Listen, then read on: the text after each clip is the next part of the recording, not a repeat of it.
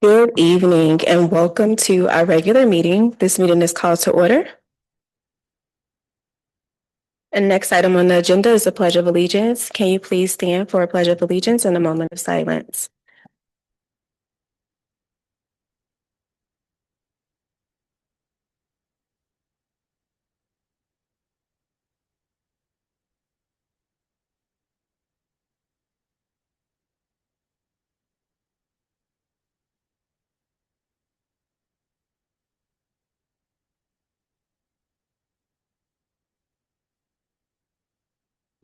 You may be seated.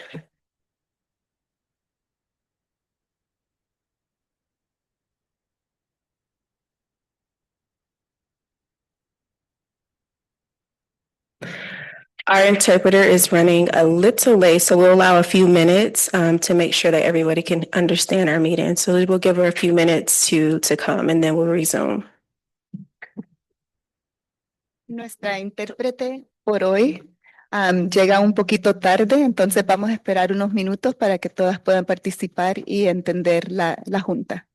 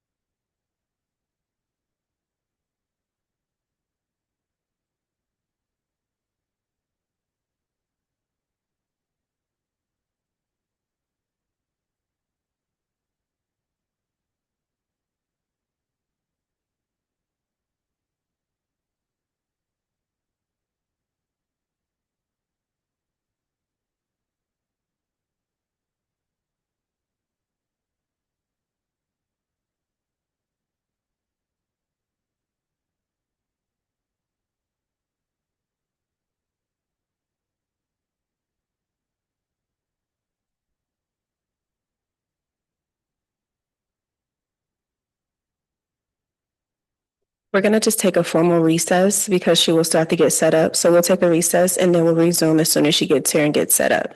And I apologize and I thank you for your patience. So this meeting is in recess effective 5:33. Ella les quiere dar gracias por su paciencia. Como la intérprete va a necesitar a conectarse a los aparatos y también darle a ustedes sus aparatos, vamos a entrar en receso.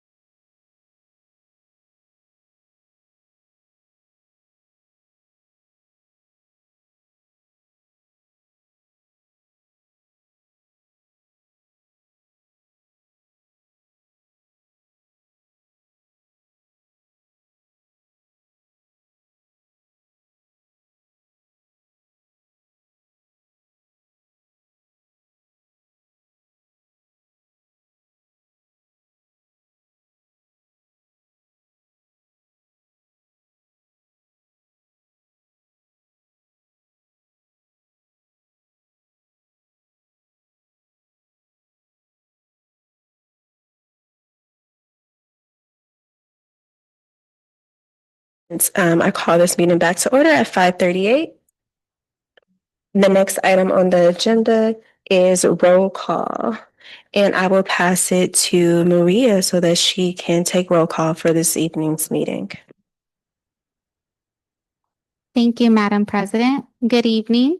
Roll call for tonight's regular governing board meeting on Tuesday, November 4th, starting with Dr. Michael Butts. Here. Ms. Victoria Castro Corral. Dr. Megan Frankowitz. Here. Dr. Ashley Hodge. Here. And Mrs. Tatiana Peña. Here. Thank you. We do have a quorum to proceed. Thank you so much. And Ms. Castro Coriel, she's on her way. The next item on the agenda is 1.04 is the adoption of the agenda. Is there a motion to approve the agenda? So moved. There's a motion by Dr. Frankowitz, and is there a second? Second. Any discussion? Yes. I would like to make a motion to enter into executive session to talk about the agenda regarding a personnel matter that's been updated in this agenda.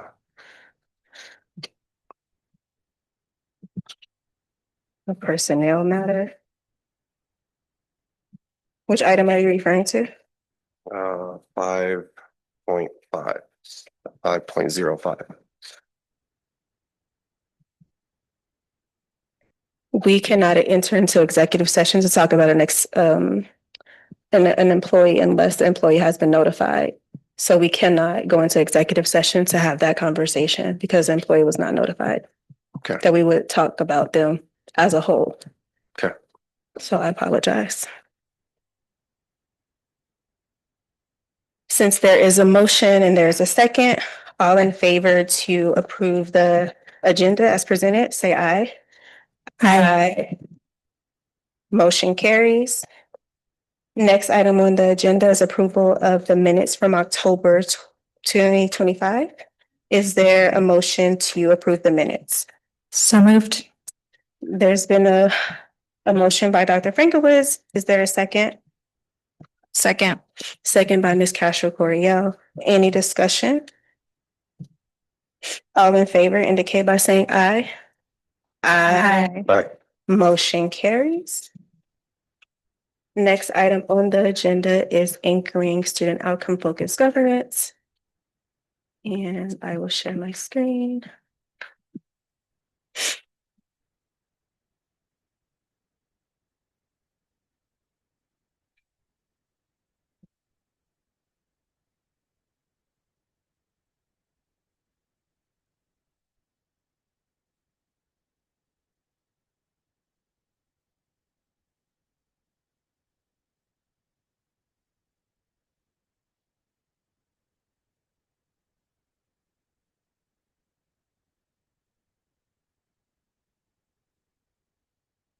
Student outcome focused governance.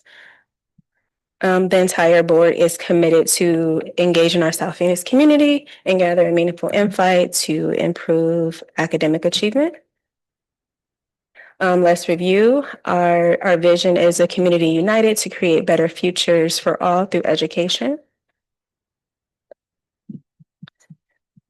And when we think about student outcomes focused governance, when we think about this, our focus is really on improving student achievement and success through research-based policymaking. You can see this picture here of myself and former board member Aguirre addressing some of our parents to be able to get community input on those goals.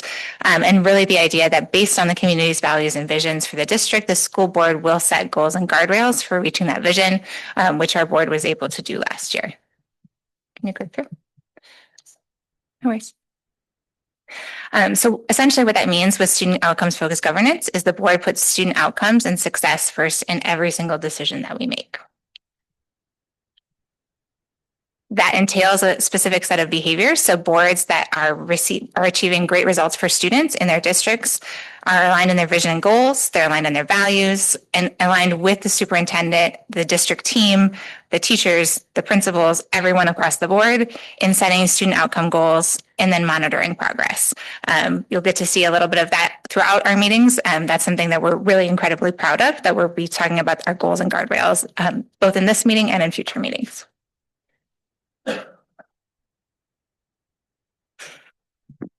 Student outcomes, governance, and action. 50% of the time in board meetings is spent on student outcomes. Board adopts a budget that prioritizes adopted goals and guardrails. Superintendent evaluation focused on adopted goals and guardrails. Board conduct is rooted in guardrails, RSD community collaboration, collective vision. And we also do increased two-way communication regarding goals and guardrails and alignment from boardroom to the living room. We've adopted some academic goals, so 45 and 5. The first goal that we have is the percent of fourth grade students that score meets grade level or above on AASA ELA will increase from 20% on August 2023 to 45% by August 2028. The second, the percent of fifth grade students that score meets grade level or above on AASA math will increase from 11% on August 2023 to 45% by August 2028. Our third goal, the percent of seventh grade students that score meets grade level or above on AASA ELA will increase from 22% on August 2023 to 45 by August 2028. And our fourth goal, the percent of eighth grade students that score meets grade level or above on AASA math will increase from 12% on August 2023 to 45% by August 2028. We also have established board guardrails. So our first guardrail is healthy board conduct and discourse. Guardrail number 2, board operating procedures. Guardrail number 3, student outcomes focused decision making. Guardrail number 4, financial integrity. Guardrail number 5, community engagement. We've also adopted superintendent guardrails. Guardrail number 1, the superintendent shall not go without proactively sharing updates and plans on the budget or enrollment that will change the current landscape and stability of our district to stakeholders, including board members, students, parents, staff, and community members. Guardrail number 2, the superintendent shall not fail to consider climate surveys results to ensure a holistic approach to student development, addressing academic, social, emotional, and physical well-being, which includes after-school programming and wraparound services. Guardrail number 3, the superintendent shall not allocate district budget resources in a manner that does not prioritize and support student outcome-focused goals, ensuring that financial decisions directly contribute to academic and developmental success of all students. Guardrail number 4, the superintendent shall not fail to implement and maintain effective strategies for the retention and development of teachers, including promoting from within to ensuring that they have a positive impact on students as evidenced by data. Guardrail number 5, the superintendent shall not fail to ensure progress towards exiting ATSI and CSI status, which ensures that students with special needs and English learners and African American receive equitable access to high quality instruction, resources, and support services tailored to their unique needs to promote their academic success and overall development. As always, thank you. As a parent, students, and community members or a part of our staff, you can continue to join our board meetings every Tuesday.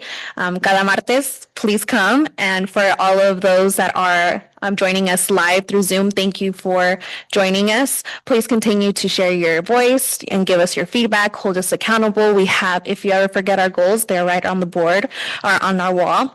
And continue to build this partnership and collaborate and help us move our students forward.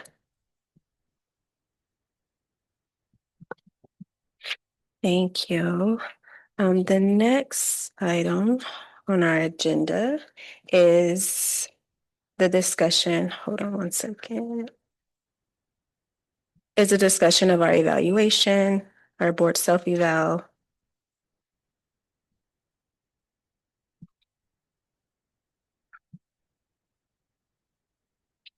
And I just want to name that we are not reviewing our academic goal this evening to allow the district additional time to take a deeper dive at the strategies and inputs. Our intent is to ensure that when we revisit goals 2 and 4 and other goals, we are confident in the strategies in place are aligned to improving outcomes for students. We will still review our guardrail or the values of the community tonight after our self-evaluation. With that being said, are we ready to discuss our board self-evaluation?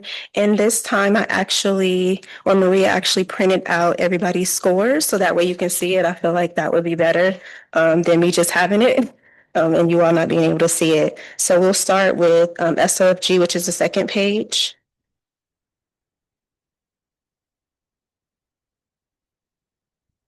And I'll share. Oh, okay. Well, thank you, Nate. I appreciate it. So it looks like for the first one, the vision and goals, majority chose 35.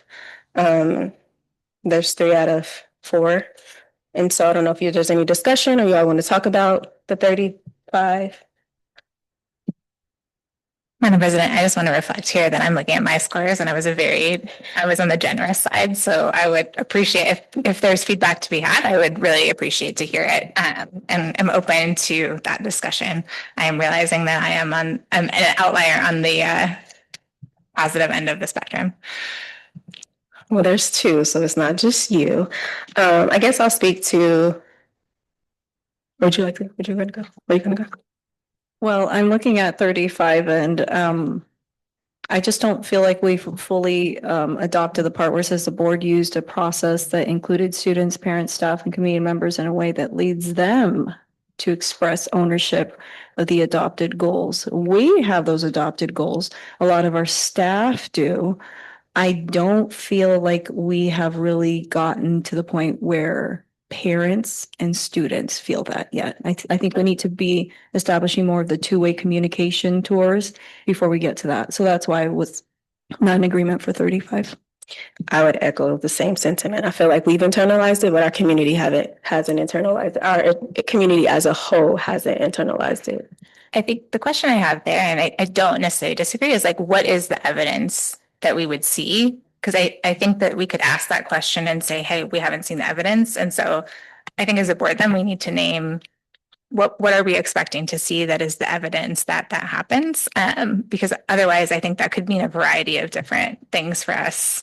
Is that, we're on campuses, is that specific things? Because I also think this is something, if we're not specifically looking for that it could be there and we are not seeing it. So I think I'm just curious as a board, like what we're thinking that we would, like what is the evidence that we would expect to see from parents, from students on the campus level that would give us that confirmation that we're. Dr. Frankiewicz, I think that's a really good question. And one of the thoughts that comes to my head is when I was touring at TG Bar, I believe it was TG Bar, if my memory serves me right. I was really impressed that, but it wasn't out in public. It was more for like the teachers in the background, but they kind of had goals on the wall to see like how everyone was doing more successfully academically, right? And so I think having that more public so that children can see like, look at us, look how we're doing. It's not necessarily saying each child individually, but just seeing how that campus is doing and then communicating that more with the parents. That might be a way of being able to present that more. I mean, that's just an idea that popped to my head when you raised that question. And I also think to piggyback off of that, I think some of our campuses do have it posted throughout the walls, and the kids know what number, what star, whatever they are, they know where they are in with their goals. So I think that's being done. I want to name that. And then secondly, I think for me, I think it's increase two-way communication with our community or our parents and having that face-to-face, and then possibly doing like a survey or something to see how they feel or what their thoughts are. Yeah, but I know it's been a challenge for us in the two-way communication. I think that makes sense to me. I think then my just request between now and our next evaluation would be that we as a board, maybe in a future study session, talk about what is the work we need to do to assess To measure. how close we are to, especially for our students and for our community stakeholders. Because I think things like communicating with students or what is the relative kind of awareness of the goals at different campuses or at different grade levels. I think if we're sitting up here and we don't know that, how can we come in with a better picture of that? To just gauge where we're starting from in those places. And then to your point, Dr. Hodge, what is then the next step in terms of two-way communication? So we're not overlapping with things that are already happening in those spaces. That would be my request if that's possible. So with that being said, is everyone in favor with the 25? Feel right? Yeah. Okay.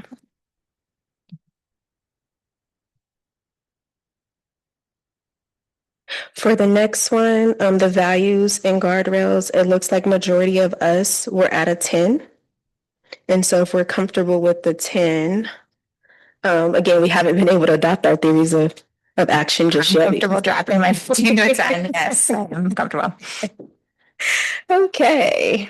Well, we'll move on to the next one. Monitoring and accountability. There was 2 20s. And so I'm not sure where everyone is comfortable with landing. Madam President, I wanted to ask, because I don't have like timing to have an idea of percentages. Do you have that so that we could use that to help us? I do. And I meant to do the averages, so I apologize that I did not do that. For the month of August, we spent 29% of our time talking about student focus or academics. And then for September, we did 39%. And then October was 28%. So we're not hitting our 50% goal as of right this second. But we're definitely staying Hitting comfortable with 20%. that 20%.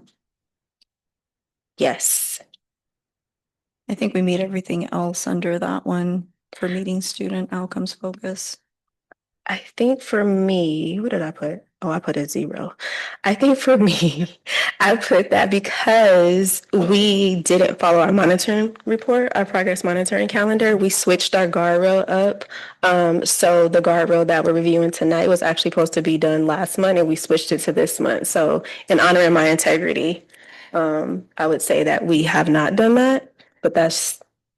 But Madam President, just to challenge that slightly is that I think that is us maintaining our integrity, and as long the criteria is that every goal is monitored at least 4 times per year and every guardrail is monitored at least once per year, not that the progress monitoring calendar never changes. Unless I'm missing that somewhere. Can you repeat that one more time? I didn't quite catch that. So Dr. Hodge, Madam President, is naming that because we made an adjustment to the progress monitoring calendar, that's where the 0 is coming in. And I think I am naming that I am not seeing where adjusting the progress monitoring calendar is taking us out of this. It's not ideal and obviously not what we want to do. But I think the criteria we're looking at are we monitoring every goal at least 4 times a year and every guardrail is monitored at least once per year? And so I was just asking if there's somewhere else that is coming up in the eval that I'm just not I'm not catching. So I guess I should have did. Okay, so if you go to approaching student outcome focus 10, and it says the board monitoring calendar. Hold on, not that one. Hold on. The board has received monitoring reports in accordance with this monitoring calendar. So I guess no, yeah, because we did receive the report in time. Yeah, and then we pushed the presentation. Yeah, and then we changed the guardrail though. That's the thing. Because it does not say guardrail. Can we just? I think we changed the calendar. To me, that is different than saying, hey, we just didn't do it. Madam President, Dr. Frankowicz, do we know if they are very specific to not allowing us to make adjustments to calendar? Because I know we made the adjustments because of the fall break, right? That was one of the adjustments. And then, of course, because we didn't feel quite comfortable with the approval of it just yet. Isn't that one of the things? Yes, but also we moved the guardrail because we hadn't had our CFO yet, and so the progress, the guardrail that we're reviewing today has to do with finance, and so that's why we made the switch to have our HR presentation, right? Hmm. Dr. Portillo, am I correct? Okay, so that's why we made the switch. Can I just say this back to you then? So you're saying we should be at the 0 because we had to delay that specific guardrail because of other circumstances that delayed us presenting that. I'm saying yes, but I could be challenged, and I'm okay with. I would love to hear. Well, fellow board members, Right. I don't think our feelings are going to be too hurt. If that's the reason why we get a 0 is because we had to make some adjustments. It's not like out of negligence. It's just out of, unfortunate circumstance of having to make adjustments just to do it correctly. So, I mean, I'm okay with the 0 if that's how we have to go for that one. Madam President, I'm having difficulty giving us a 0. Just because with the 0, it's like where is it?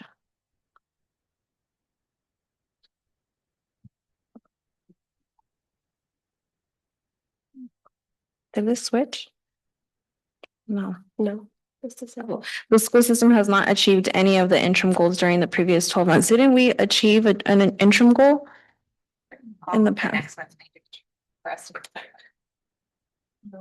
So that's why, yeah. They all have to be I almost wish that we have like Thank you, something in Councilman. between, right? Because Yes. that's kind of like so extreme of a difference in grading there. And there's no 0.5, so there's no, No, let's give us 5 points. Then I don't have a problem with giving us a 0 then. Yeah, and I appreciate Board Member Fania, you narrating it that way. And President Hodge, I appreciate you walking me through how we got to that place. I think that's where I was not making the connection. So I appreciate you naming where that came up in the eval. Okay, so it sounds like we're okay with the 0. I mean, I'm not okay with it, but it's just where we are. Right, it's where we are. Okay, the next one is communication and collaboration, and we were split. There was 2 5s and 2 1s, and so let's see. But I feel like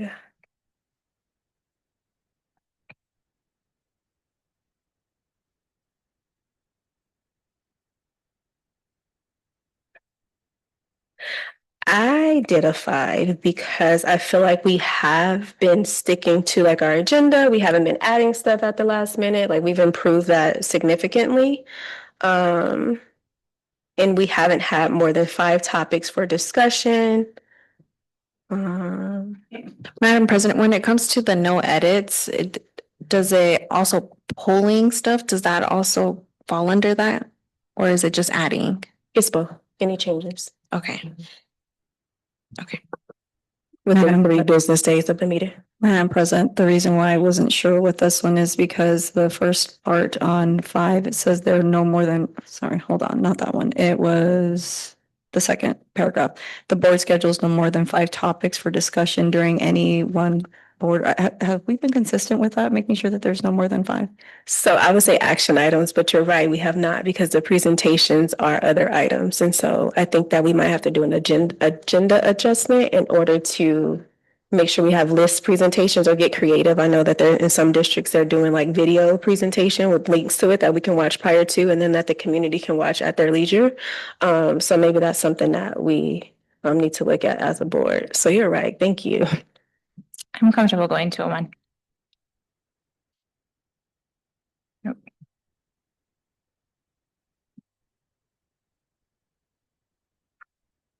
We're regressing, y'all. I'm just gonna stand down. Because I'm a clear outlier here. Okay, so for the next one, unity and trust, there was 2 3s. Let's see. I was a 3. What did I say?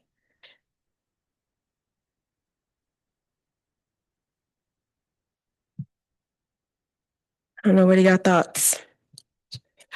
Madam President, the only reason why I didn't give us a 5 is because I don't know. Have we memorized all of our board goals? I'm gonna need you guys all to close your eyes right now and recite those goals on the wall. And I could change my score. That's the only reason. That's fair. I mean, at our study session, the people Yeah. who were present was able to do it. Yeah.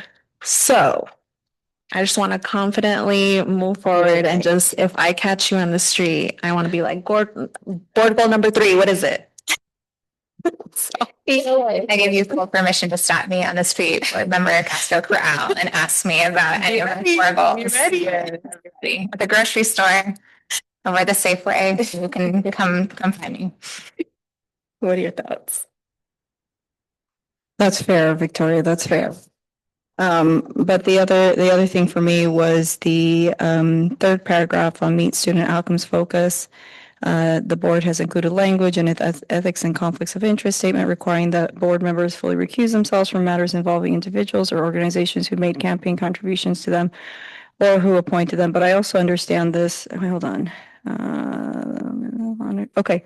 And then also the board unanimously agreed during the most recent self-evaluation that all board members have honored the 3 aforementioned ethical boundaries during the previous evaluation period. So I, at this point, I question if we are fully understanding that portion.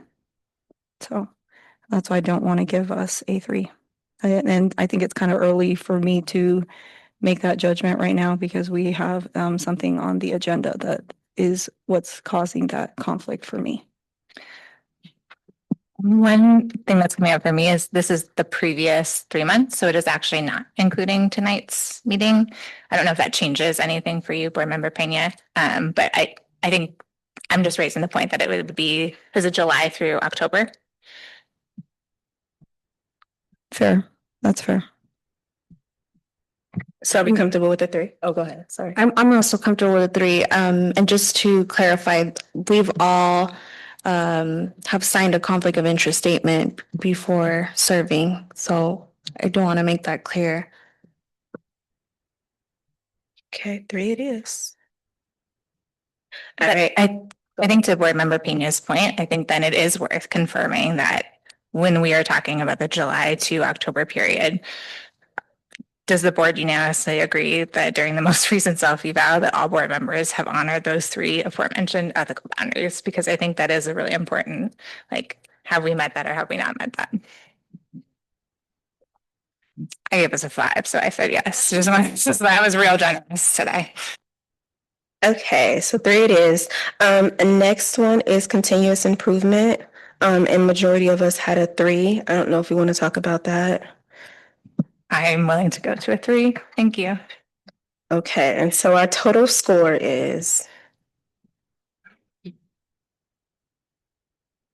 32. Am I adding that right? Same.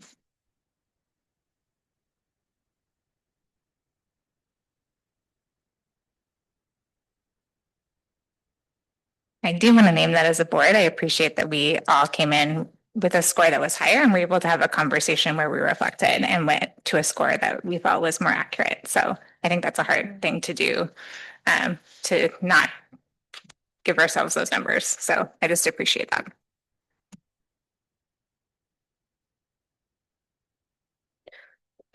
Okay. All right, the next one is our. We can stop sharing this one, please. Can you share the other board self-evaluation?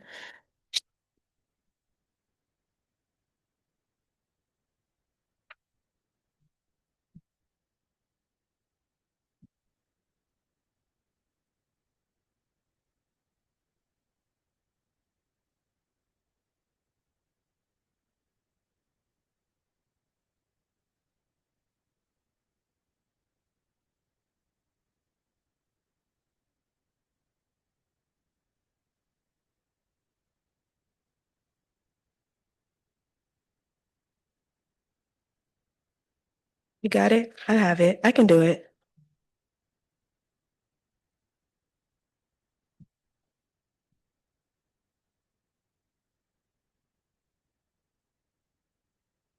Okay. Oh, okay. No, not that one. I got it.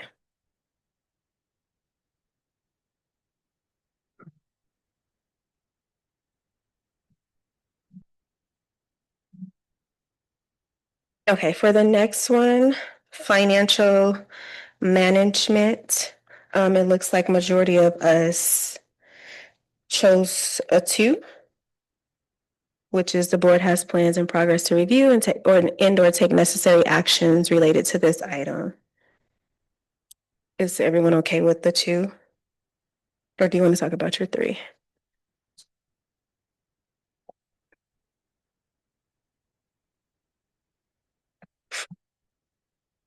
I'd like to understand why everyone put 2 for that one, or at least some ideas of why not 3. Yeah, I can go ahead and name mine. I think one thing that came up for me on a few items where I did put a 3 is that the 3 is not that it's perfect. The 3 is not that we've fixed all the problems. It's that the board has taken action and has reviewed the actions identified. So it means there is positive forward action because of the current status of the USFR, and we are in progress with some of those action steps. I left that as a 2 because we are not yet complete with all of those pieces. And so because there's ongoing things that have not yet closed, that for me was a formal enough criteria that I left it at 2 versus, hey, there's nothing formal outstanding and we've taken those action steps. So that's where I sat because there was something formal ongoing and open that we are still currently completing. That makes sense. I agree then, but yeah, I'm okay with 2. Okay, the same one for number 2. The board approves a budget that will provide the necessary resources to properly manage the district's finances. Majority of us said a 2. Is there any discussion? Are we okay with it? I'd like to discuss it because I think, and this is again, not to say that the budget is perfect, not to say everything has been buttoned up with a bow, but I think the idea that the board has taken action and has reviewed the actions identified, I think to me that bar has been met with the work that we've done around school closures, consolidation, and reconfiguring the budget. I don't think that means that the budget is solved. I don't think that means it's not something that we're continuing to work on. But I think the idea that currently the board has taken action in that area, for me, that bar has been met because the 2 says the board has plans in progress to review and or take necessary actions. And in my mind, those actions have already been taken.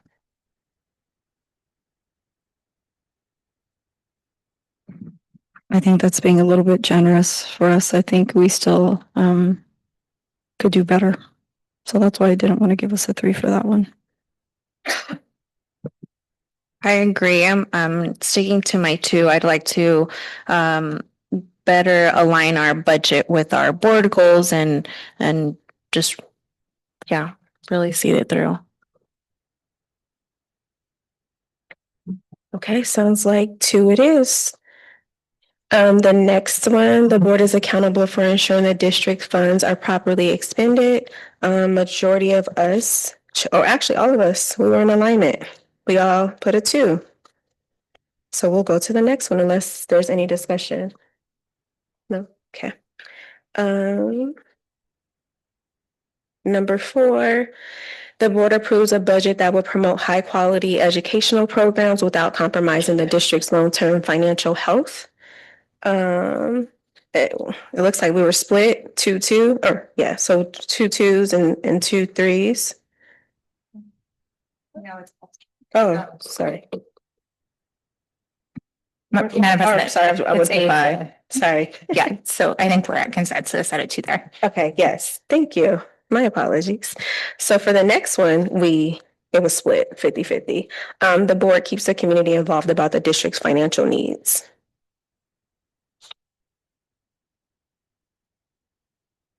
Anyone want to start the discussion? No brave soul? Okay. I chose, let me see. I put a 2, but I could go either way because I feel like we do communicate or we put the information out there. We're very transparent about our financial management. So I could go up to a 3. Yeah, I think it's also important that this is not like hey, generally, how are we doing? It is how are we doing in the last, like from July to October. And so I think for me, it's also going back to that specific time period. Do we feel like during that specific time period, we were accurately communicating the district's finances? And I think specifically for me, one thing that I think is a positive is like the updates around enrollment, which is a key part of our funding this year, and like ensuring that those were updated in the board meeting. We as board members received updates. I think the idea of that being a part of our guardrails as well for me is part of why I put it at the 3. Again, not saying in any way that we couldn't improve, but did we meet the bar of the board taking action? I believe we met that bar, and we can always do more in that space. So I think to board member Pena's point, I don't in any way want to communicate that like we've checked that box and can move on, but I do think we've met the bar of communicating about the district's financial needs. I agree. I think I want to change my score to a 3. It's very apparent that Roosevelt has done a lot of changes within the past month from how we were last year. And I do see that there is some more transparency, and there's presentations, and we're talking about where funding is going towards. So I would like to change it to a 3. All right. The next one is the board reviews existing policies at least once annually. I have no No, reason so, to yeah. determine, so I'm Yeah. fine to. Okay. And we all put a 3. Well, Well, everyone majority. except for me, but Majority. Yeah. I feel like you like missed the instructions on the assignment. It's fine. It's okay. You submitted it. So there's that.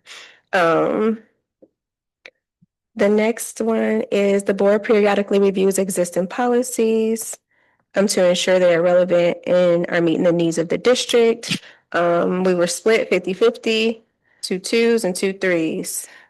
Madam President, the reason I put a 2 here is because I know we have some updates to the policies that we need to process over the next few months. And so to me, I think that indicates that there's something in our policy review system that needs to be, that we are currently working to update that has not yet been resolved. So I think we have not yet taken all the actions we need to resolve that. That's for me where the 2 came from.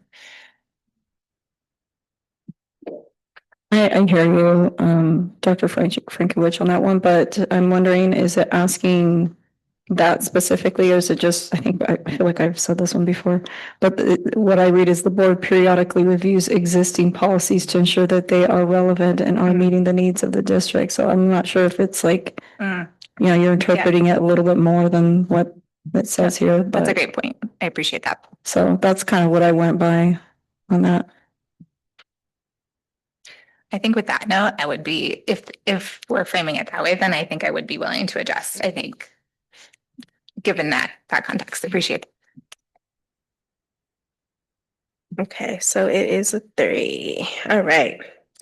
The next part of the evaluation talks about our strengths and accomplishments. And so I'll open the floor so that we can talk about those.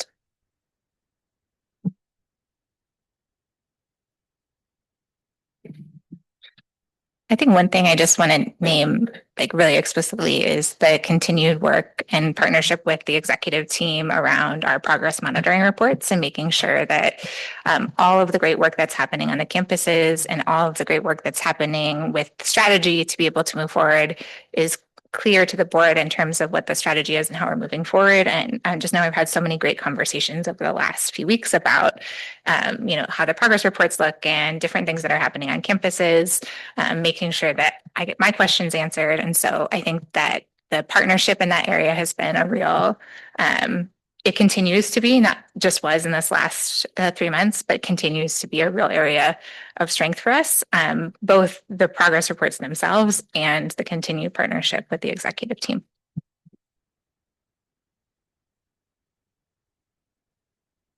Also to add, I feel like the agenda is really helpful that it's already done. It's available 2 weeks prior. So I'm able to really digest the agenda and speak with Dr. Portillo and follow up with anybody if I do have questions about the agenda. So I really appreciate that. And I definitely think that's a strength.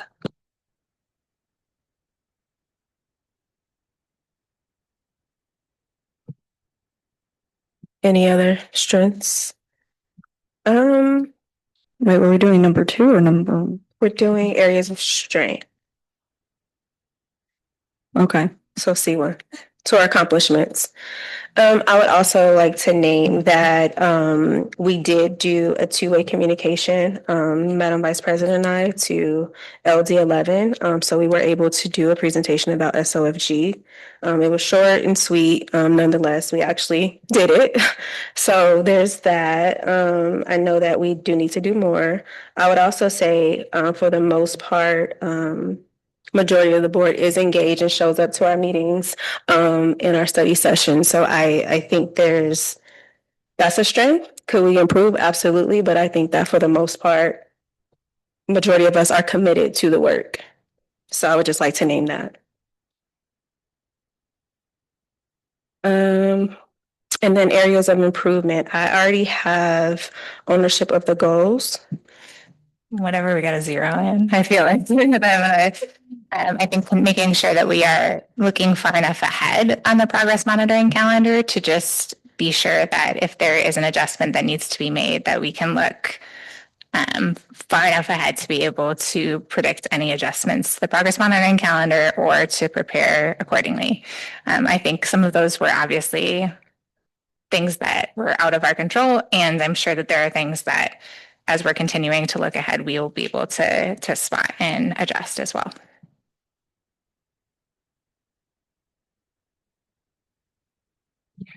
Any other areas of improvement? I think our two-way communication. We've talked about it.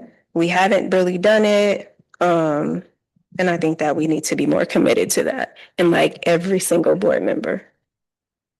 Because it's going to take all of us. The weight is too much for a few of us to hold the weight. Like we literally need all boots on the ground.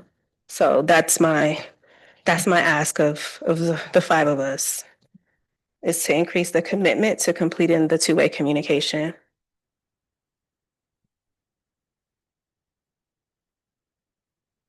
Yeah, and I think just a note there, because we were able to reschedule, or we're rescheduling some of the school board school because we didn't have kind of the attendance sign up that we wanted, we'll be able to remarket that. So I think we do have some things on the books to be able to say, great, we can move forward with those plans. So I agree with that need and appreciate that we're already planning in that space. Any other comments before we close out our self-eval?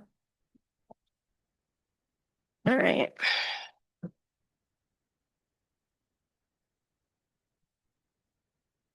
Next item on the agenda is our guardrail monitoring. And so I will pass it over to Dr. Portillo so that we can discuss guardrail number 3.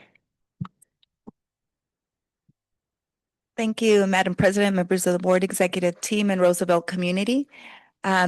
Today we are going to be sharing guardrail number 3, which is progress monitoring update. Thank you for allowing us the flexibility to change, to switch our HR related guardrail with the finance one. It was very helpful to be able to have additional time in our finance division, as our executive director and director just came on board this academic year. So thank you for that flexibility. So if we open up to slide number 1, thank you. Just wanted to remind you what guardrail number 3 is. So as we look at guardrail number 3, in attaining the board's student outcomes focused goals, the superintendent shall now allocate district budget resources in a manner that does not prioritize student or support student outcomes focused goals, ensuring that financial decisions directly contribute to the academic and developmental success for all students. So today we are going to be reporting out on the interim goal number 3.1 and 3.2. We'll leave 3.3 for another session for you. And with that, I'd like to introduce our Executive Director over Business Services, Mr. Christopher Polk. Thank you, Dr. Portillo, Madam President, members of the board, executive team, and members of the community. This time, I would like to introduce Mr. Tony Finn, who will be handling the presentation this evening.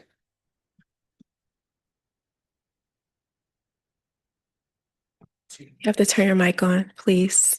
Thank you. First time, you can tell. We'll give you some grace. First, I want to preemptively apologize. Yesterday was my son's first basketball game, his team's first basketball game, and my voice may be a little hoarse because I'm that guy.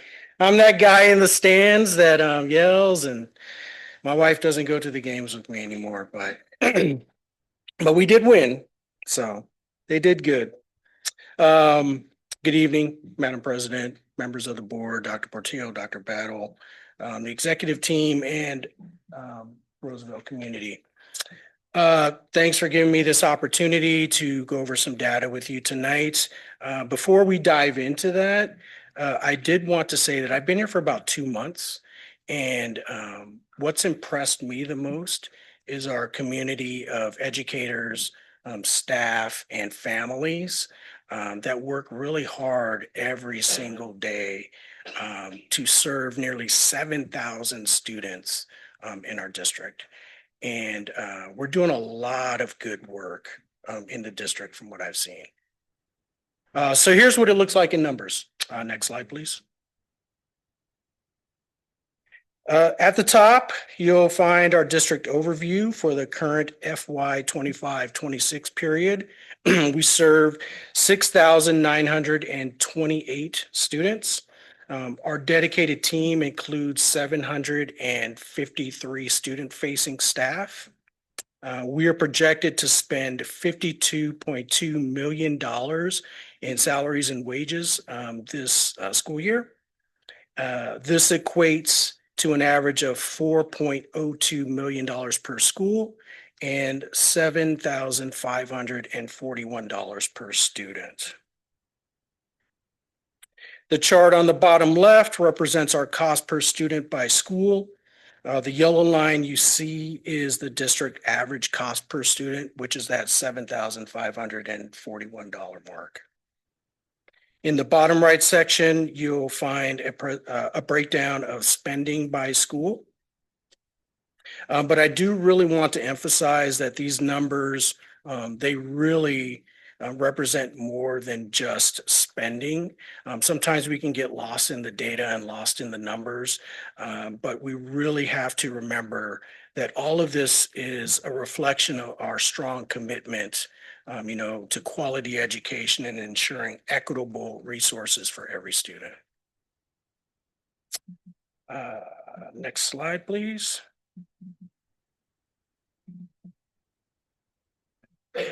So I want to highlight some critical service areas that span across the district and represent notable year-to-date investments towards our student success. Teaching and learning, just over $1 million in total spending and $566 per student. Exceptional student services, just under $3.5 million in spending and $437 per student. Transportation, a little over $2 million in total spending and $490 per student. And child nutrition services, just over $2 million in total spending and $495 per student. These are investments, as I mentioned, that span across the district, and they're really important because they advance equity and opportunity by ensuring every student has access to specialized support, safe transportation, nutritious meals, and targeted interventions that help them succeed. All right, next slide, please. So next we have our instructional investments that focus on 3 key areas that have an impact on academic performance. First, ensuring teachers have the training and the tools to deliver high quality and innovative instruction. Professional development is our largest investment at $1.2 million. Second, instructional aids and materials total $749,421. These are essential classroom resources and learning tools such as visual and audio aids, manipulatives, and interactive games and puzzles. And finally, supporting curriculum access for all students. Textbooks and ebooks represent the smallest share at $207,000. To date, we have expended $2 million in instructional spending, and this number includes both expenditures and encumbered amounts. Next slide, please. This table and chart represents our student count by school and grade level. As I mentioned earlier, our cost per student average is $7,541. But as you can see, looking at the chart, there's a cost variance across the schools.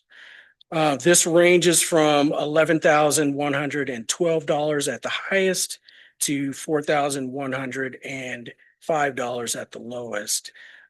This disparity is primarily driven by enrollment levels, staff tenure, and resulting economies of scale. I think the key takeaway here is schools with lower enrollment tend to have higher per student costs, and this dynamic influences how costs are allocated throughout the district. Next slide, please. So these charts represent our math and ELA proficiency by grade and cost per student. As you look at this, we do want to keep in mind that our investments are making a difference. In grades 3 through 8, we dedicated nearly $5 million in math spending, serving 4,302 students with an overall math proficiency of 15%. Earlier grades show promising results, while middle grades represent clear opportunities for strategic investment to maximize those goals. In ELA, the story is a little stronger. With similar investment, 22% of students achieved proficiency. Grades 7th and 8th delivered the highest performance at the lowest cost, demonstrating strong ROI in maximizing both effectiveness and efficiency. The key here, in my opinion, is that the upper grades deliver the highest return on investment, demonstrating better cost efficiency compared to lower grades. Next slide, please. These charts represent ELA and math proficiency and spending allocation per school. Per school salaries range from $110,000 to $543,000 for math and $110,000 to $619,000 for ELA. And this is the total salary allocations for those two areas in these schools. As you can see, performance and spending varies across schools. For instance, Campbell leads in math at 28%, proficiency in ELA at 39% proficiency despite operating with moderate levels of investment.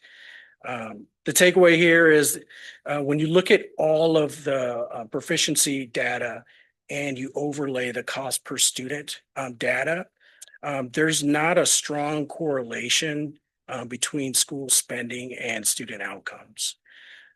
So looking at everything in total, when we look at the data, student success isn't just about spending more, it's about spending smarter. And, you know, with the leadership of Dr. Portillo, Dr. Battle, and the executive team and the board, I really think that, you know, we can transform our commitment to reinvent Roosevelt into meaningful action that really strengthens our community and ensures that every student thrives. With that, I thank you and I open it up for questions.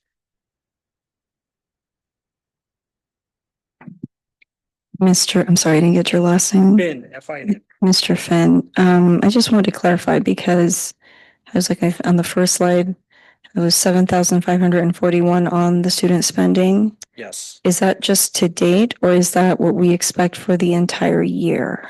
that is what we spent. That's projected spending For the entire year per student? Yeah. Okay. Now, this whole presentation is framed based on our math and ELA proficiency. So we do have more spending, but this is in the areas of math and ELA. Oh, okay. So this is not all the spending for the entire year per student? Is that what you're telling me? No, what I'm saying is the framing of this guardrail and for this presentation is based on math and ELA. So the salaries associated with math and the salaries associated with ELA. Okay, so that would exclude any other subjects because of this presentation. Now, what we are, yes, good Okay. call out. There. Because what we are going to do, this is our first pass at this. You know, as we start digging in and seeing more of the data, when we have our update in the spring, you know, we're learning more, you know, from feedback like yours and from, you know, other feedback as you sit down and digest this data. You know, give us some, you know, feedback on how we can slice and present the data that best fits your goals and the goals of the community. But we will, you know, iterate this based on, you know, feedback and what we see. Mr. Finn, thank Yes. you. I really appreciated the bar graph, especially showing the proficiency and the enrollment as well. I think it aligns perfectly with our goals. So I just want to say thank you for the visual and just once again, showing the transparency in our district. So thank you. Thank you. Thank you. And one other thing I do want to mention is when we look at costs per student, sometimes we can get caught up in how much money we're spending. This is just one part of the mosaic of strategy that we have that leads to our student success plan. So we can't look at this in a vacuum. You know, as we sit down as a team, you know, we'll discuss, you know, how all the pieces fit together. So we can execute a strategy that help all of our students thrive and increase their scores. Mr. Finn, as a follow-up, since you had explained, you know, what this funding is focused on, does that also include any children with IEPs, you know, with, okay, so their Yes. funding included for that subject Yeah, those so subject matters? students, yes, it's Okay. all students within that math and ELA category. Madam President, if I may, I think I have one question for you, Mr. Finn, and then a broader question, I think, for the leadership. Because this is disaggregating that math and ELA data, is this something where we have comparable numbers to other schools across the state or not? Because it's slightly different than the way that we're running numbers typically for average spending per student. You know, I think it's always good that we look at what other districts are doing so we can compare, you know, what we're spending to results. So that is something that we can keep in mind, you know, as we further iterate this report for our spring report out. Got it. Thank you so much. And then this, I think, is probably a question that goes to the superintendent and the executive team.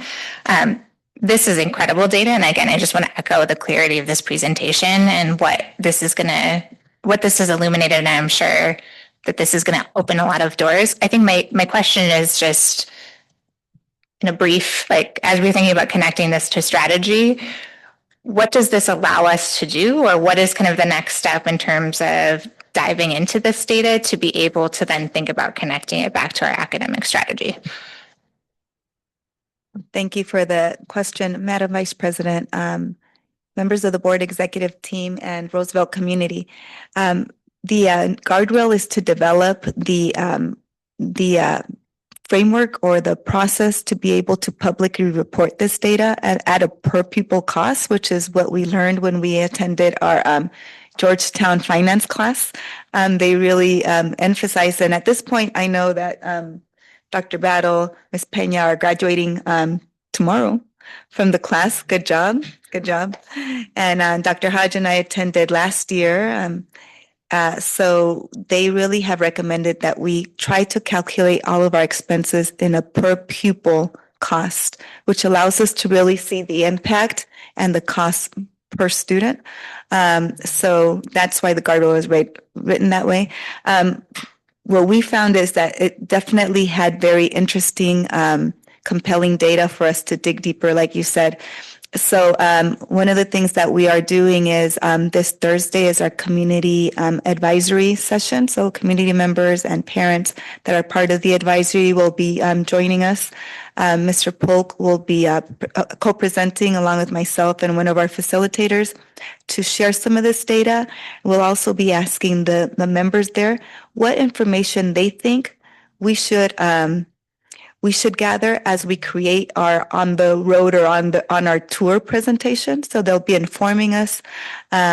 Also, we'll be recording that presentation once we've developed it so that we can post it on our website. But that community advisory group, one of the first steps we're taking is to get them to give us input as to what we should include in the more public presentation. We'll also be doing the same with our student advisory group, which is meeting on Monday. So from a child's perspective, what they think that we need to ask children. And then also to close it out, we'll be asking the members that attend the Thursday Community Advisory Group what they think we should do to make it compelling for families to attend a meeting that's about finances. Got it. Thank you so much. Appreciate that.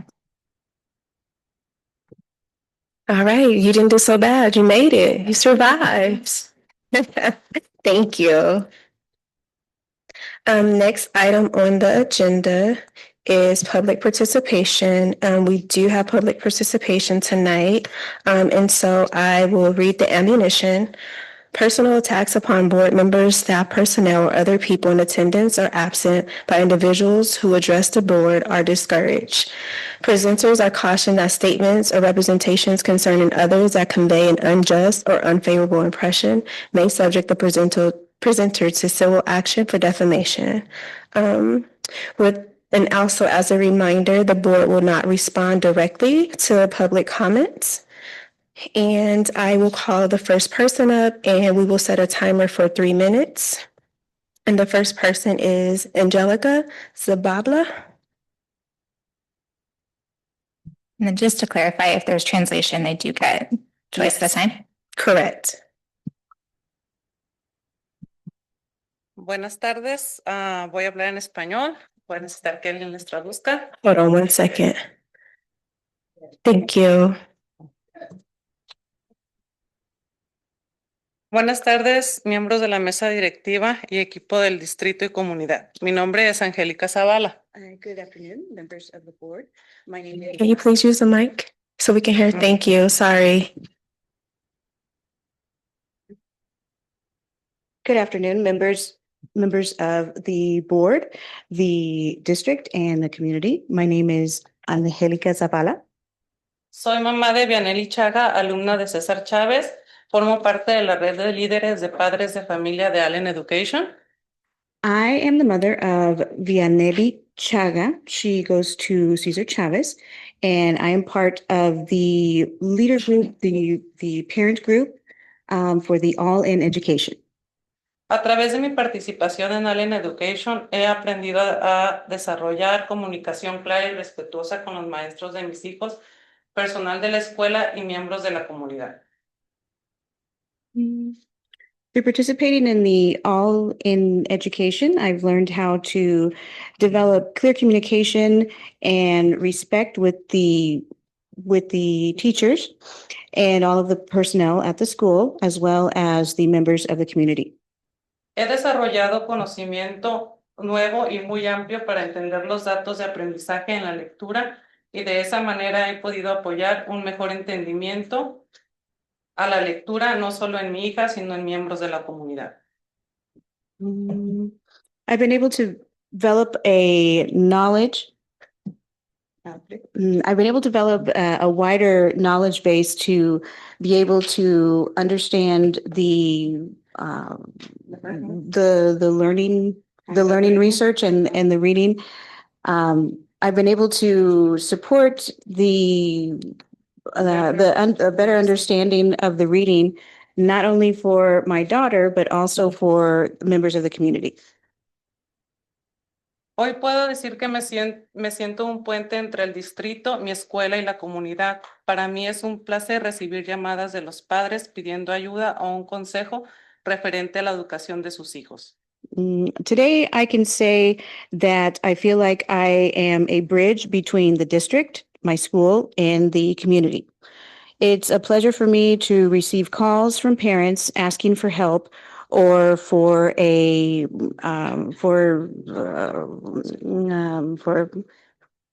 for some type of information reference to the education of my children.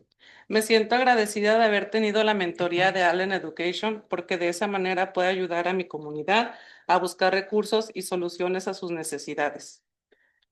I appreciate the fact that I have been able to be a mentor for the All in Ed because due to that, I've been able to help my community to look for resources and solutions to whatever they need. He tenido el privilegio de que mi voz sea escuchada para proyectos importantes del distrito. I've had the privilege that my voice is heard for the projects that are important for the district. Estoy muy agradecida por las oportunidades que he tenido de crecer como líder y poder servir a las familias, las escuelas y a mi distrito. And I'm very thankful. I'm very thankful for all the opportunities that I've had to be able to grow as a leader and to be able to serve the families, the schools, and my district. Gracias por su tiempo y por apoyar programas que fortalezcan la voz de los padres a favor de la educación. Buenas tardes. Thank you for your time and for supporting the programs that help make the voice of parents in favor of education stronger. Good afternoon. Thank Good you. evening. Thank you. Next up, we'll have Alma Núñez.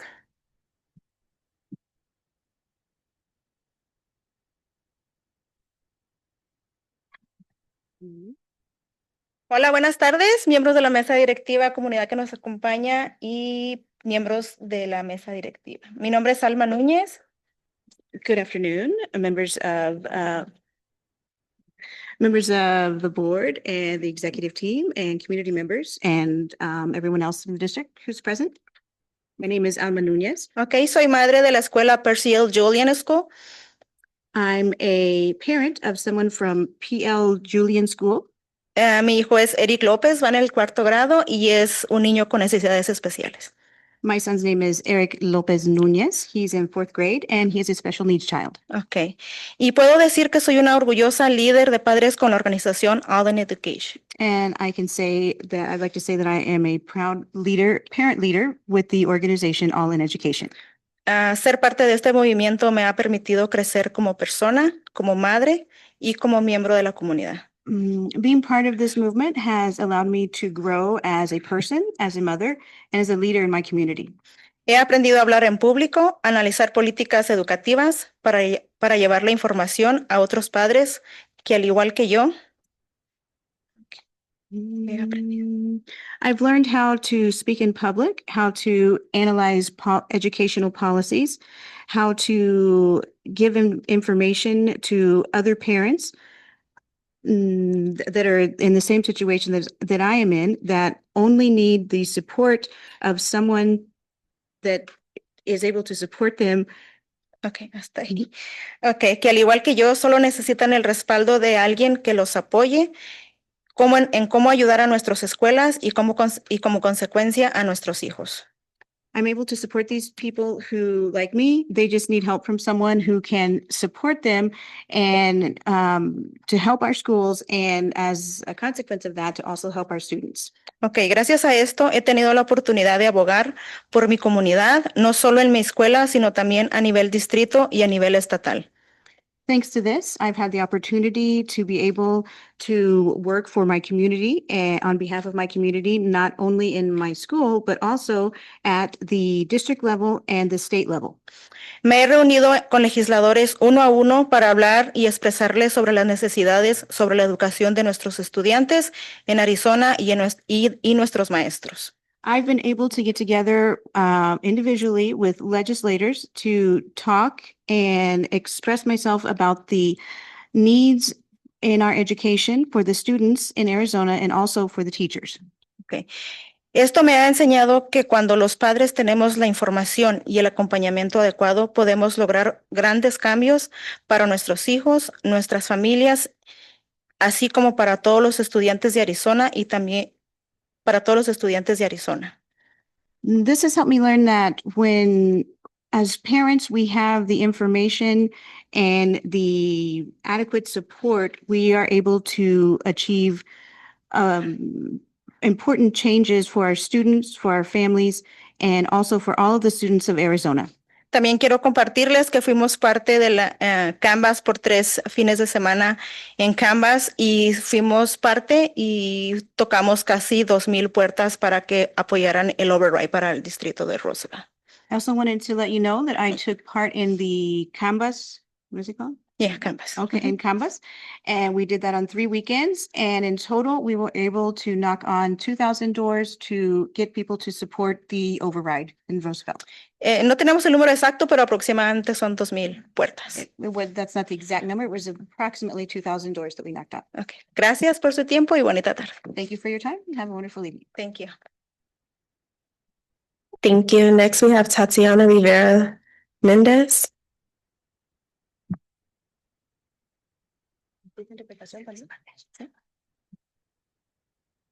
Buenas tardes, mesa directiva, equipo del distrito y comunidad. Good afternoon, executive team, to the board and to the community. Mi nombre es Tatiana Rivera, soy mamá de Carlos Ibáñez, exalumno de la escuela Ignacio Conchos. My name is, I missed all of that. Tatiana. My name is Tatiana Rivera. I'm sorry, can you please use the mic? Thank you. My name is Tatiana Rivera. I'm the mother of Carlos Ibáñez. He used to be a student at Ignacio Conchas. And Formo parte del programa Parent Educator Academy de All in Education. And I'm also part of the program for Parent Education Academy for All in Education. En la Academia de Padres he encontrado una comunidad en la que nos apoyamos mutuamente y trabajamos juntos por el bienestar de nuestros hijos. In the Parent Educator Academy, we have found a community of parents that in which we all support each other mutually, and we work together for the well-being of our students. En el distrito hemos creado algo muy especial, una red de familias que colaboran con las escuelas y el distrito para mejorar la educación de todos los estudiantes. In the district, we have created something very special. It's a network of families that collaborate with the schools of the district to improve education for all of the students. Y aunque mis hijos ya egresaron del distrito y ahorita van en high school, sigo teniendo esta red de padres y esta comunidad que me apoya, con quienes mantenemos comunicación constante. And even though my children have returned from school and they're in high school, I am still working with the network of parents in this community. And we also maintain a constant communication. Nos apoyamos y compartimos recursos cada vez que alguna familia lo necesita. We support each other and we share resources each time someone from the family needs each other. Hoy en día estamos apoyando a un taller que se llama Juntos Leemos, Juntos Crecemos. Now we are supporting a workshop called Together. Juntos Leemos. Together we read. Together read, together grow. Together we read, together we grow. Ajá. Estamos en 3 escuelas piloto. We're in 3 pilot schools. Y miembros de la comunidad Mamás Voluntarias y All in Education.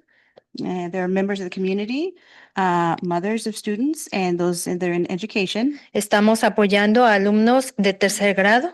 We are supporting students who are in 3rd grade. Y sobre todo a sus padres a recibir recursos. And especially their parents, so they can receive resources. Para incrementar el nivel de lectura en sus hijos. So that their reading level of their children can increase. Muchas gracias por su atención y por apoyar a estos programas que fortalecen la voz y la educación de las familias de Roosevelt. Thank you very much for your attention and for supporting these programs that help strengthen the voice and the education of families at Roosevelt. Gracias. Thank you. Next up, we have Laura Nunez. Sorry.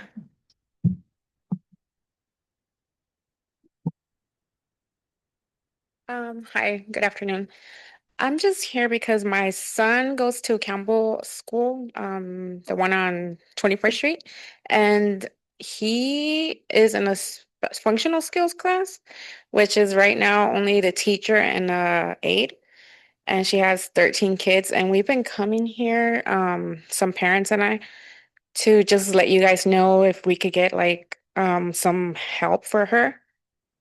So we just didn't know where else to go, so they told us to come here. That's all. Thank you. Next up, we have Raina Adame.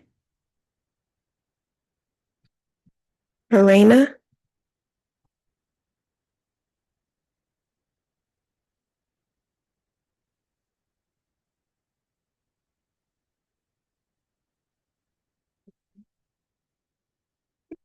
Buenas tardes. Good Pues afternoon. yo nada más igual tengo un niño con necesidades especiales I also have a child with y special pues needs. a mí la maestra me llamó porque yo no asisto mucho a la escuela, pues trabajo y The teacher called me because I don't come to el school bar. much. I Y work. pues mi niño ha tenido varios incidentes en el bus, como 3 o 4, My child has had 3 or 4 incidents on the bus pues por falta de que la maestra no tiene ayuda. because the teacher doesn't have enough help. Ya me dejó saber que tiene 13 niños y She que let me know that she obviamente has hace un 13 nuevo niño, que eran students 14 niños, creo. and she's going to take a new Con student. It's ella going to be a nada más total of y un 14. ayudante, y pues es lo mismo, nada más estamos pidiendo ayuda. It's the same thing. We're just asking for help for the teacher. Es todo. Gracias. That's all. Thank you. Thank you. Next, we have John Campbell.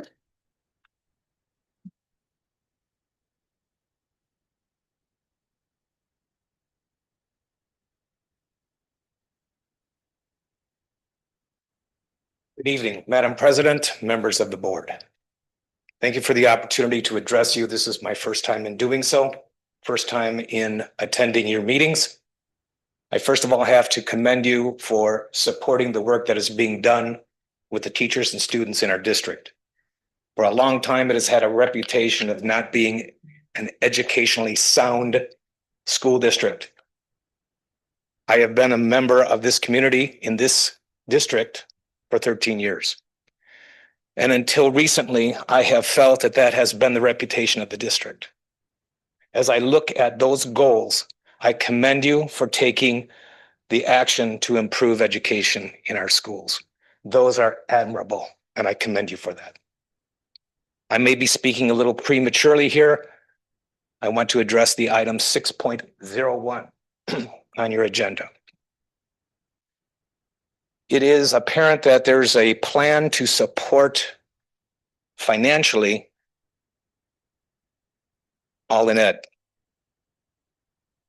I was going to ask a number of questions to complete my understanding of what it is to be done. But Madam President, you suggested that we not ask questions and expect an answer. So I had questions 1 through 4 ready to address you, but now I'll just move to my statement and plead for your indulgence on my ignorance, if there is any.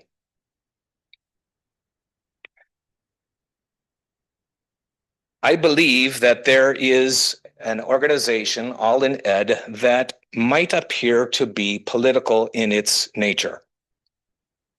When I go to the website, I see organization, organization, organization.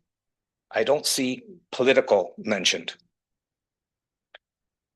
If it is political in nature, then I would caution you against donating to anything that might appear to be a pay to play. In the very least, at minimum, it is not good optics to donate to an organization that might have political connections. Therefore, without being able to ask any questions of you, I would simply urge you to take that into consideration when you come to address 6.01. Keep in mind transparency. Keep in mind that we don't want to support necessarily a political party or agenda, but instead we're doing the work that will support, without that being a political item, all in education.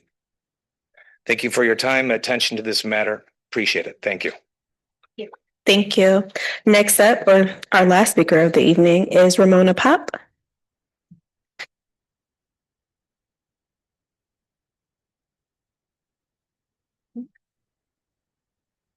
Good evening, everyone. I also want to speak on action on the agenda item 601.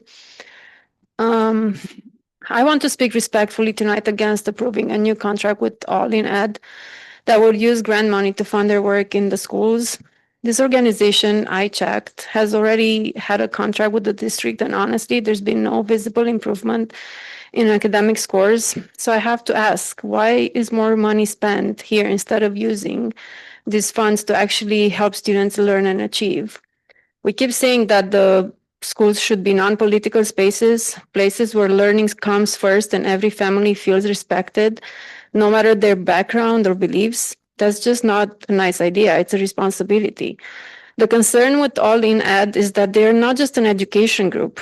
They've endorsed political candidates in the past and run programs that recruit parents and community members into their political network. And we just heard that, people knocking on doors. When the district gives them funding and access to our campuses, it's effectively helping build a group of activists to later get involved in school board elections. That may not be the intent, but it's the result, and that's a serious conflict of interest. School money is meant to boost student learning, not to support organizations engaged in political activity or advocacy. Approving this contract would blur the line between education and politics and risk public trust in how we use the resources. There are plenty of partners who can be supported, who can support the students without political ties, and those are the partnerships you should focus on. The schools belong to everyone, to every parent, every child, and every voter in the community. Let's keep them nonpartisan, transparent, and focused on education. And like Mr. Finn said, don't spend more, but spend smarter. I respectfully ask you to vote no on this contract. Thank you. Thank you. Thank you to all who came and spoke to us this evening. Next item on the agenda is the superintendent's report, and I will pass it to Dr. Portillo. Thank you, Madam President, members of the board, executive team, and Roosevelt community. At this time, I do not have a superintendent's report, considering also our limitations of time today. Thank you. Next item on the agenda is item 4.02, board member update. Does any board member have any updates that they would like to share? Seeing none, moving on to our item 4.03, REA report. We would like to welcome Dr. Martha Thomas to the podium.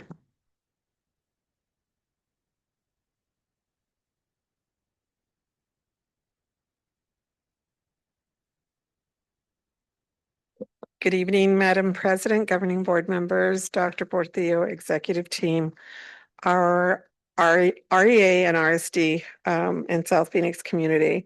I'm Martha Thomas, president of REA. This is my report for October. There were many events, I'm just going to say ahead of time, that we did this past month, but that will be presented in December along with pictures and all those wonderful things. Currently, right now, we have 334 members. We just started our blitz within the district for our staff. So as of today, we have gained another 12 members. So we are excited for that. We have 4 more days to go. We are continuing our blitz at Sunland, Greenfield, Julian, Campbell, and Ponchos campuses. And then on November 10th, we will also be joining us will be AEA and NEA as they are here for their conference and want to help out. At this point, that concludes my report. Do you have any questions for me? No? No questions, but excited to hear that you were able to add to the REA family. So great job. Thank you. You're welcome. Next item on the agenda is item 4.04, Reinventing Roosevelt. I will pass it to Dr. Portillo to provide an update. Thank you, Madam President, members of the board, executive team, and Roosevelt community. When we were going through our budgeting and consolidation process for the consolidation of schools, we emphasized that one of the schools that we were going to close for a year or two was Maxino Bush, and that we would reinvent that school as an innovation school to provide parents an additional option that's more innovative within our system, and then also to bring back families that had moved away from our district, and also even to pull in from other areas if it's something that is compelling to them. So we've been working hard at gathering input from community members, and I have Dr. Battle who will be presenting on an update for that work that we've been doing again with the reimagining, reinventing of Maxino Bush Elementary School. Good evening, Madam President, governing board members, exec team, and community. It's my pleasure to speak to you all this evening. Our principal, Ms. Crystal Danzy, is not available. As we asked her to be here, she already had plans. It's called a birthday tour is what she's getting to do right now. So with that said, with the help of Nate, we'll go through some slides. So as Dr. Portillo just shared, and I'm sorry I have a cold, but I think you can understand me, is that we're going to talk about Bush Future Ready. Go back one slide, please. Academy. And before we go to the details of this, I want you to know a little bit about the design, which is called Transcend Designing, that we've embraced because we want an innovative campus indeed. So what Transcend Designing does is it utilizes community-driven innovation. It also is a design journey. So it emphasizes the community that includes administrators, teachers, families, students, and they drive the design process very thoroughly and thoughtfully to ensure the school models their unique needs and input of those stakeholders.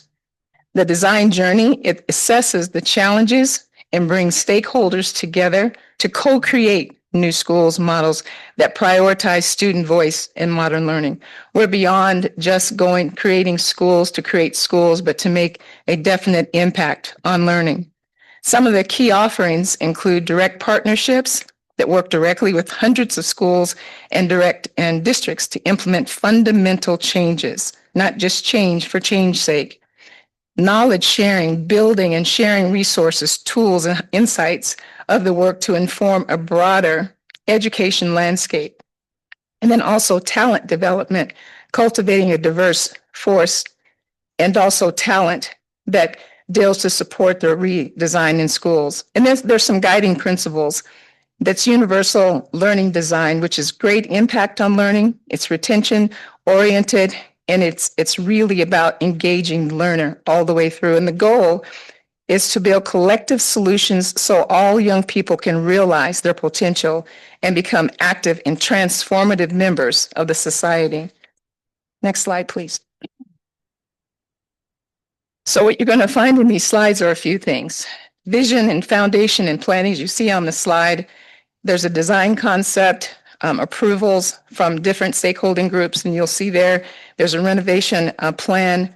We have great bones at Bush. Definitely needs some work. It's one of the reasons why we chose it to repurpose, but yet enough to really use towards our goals.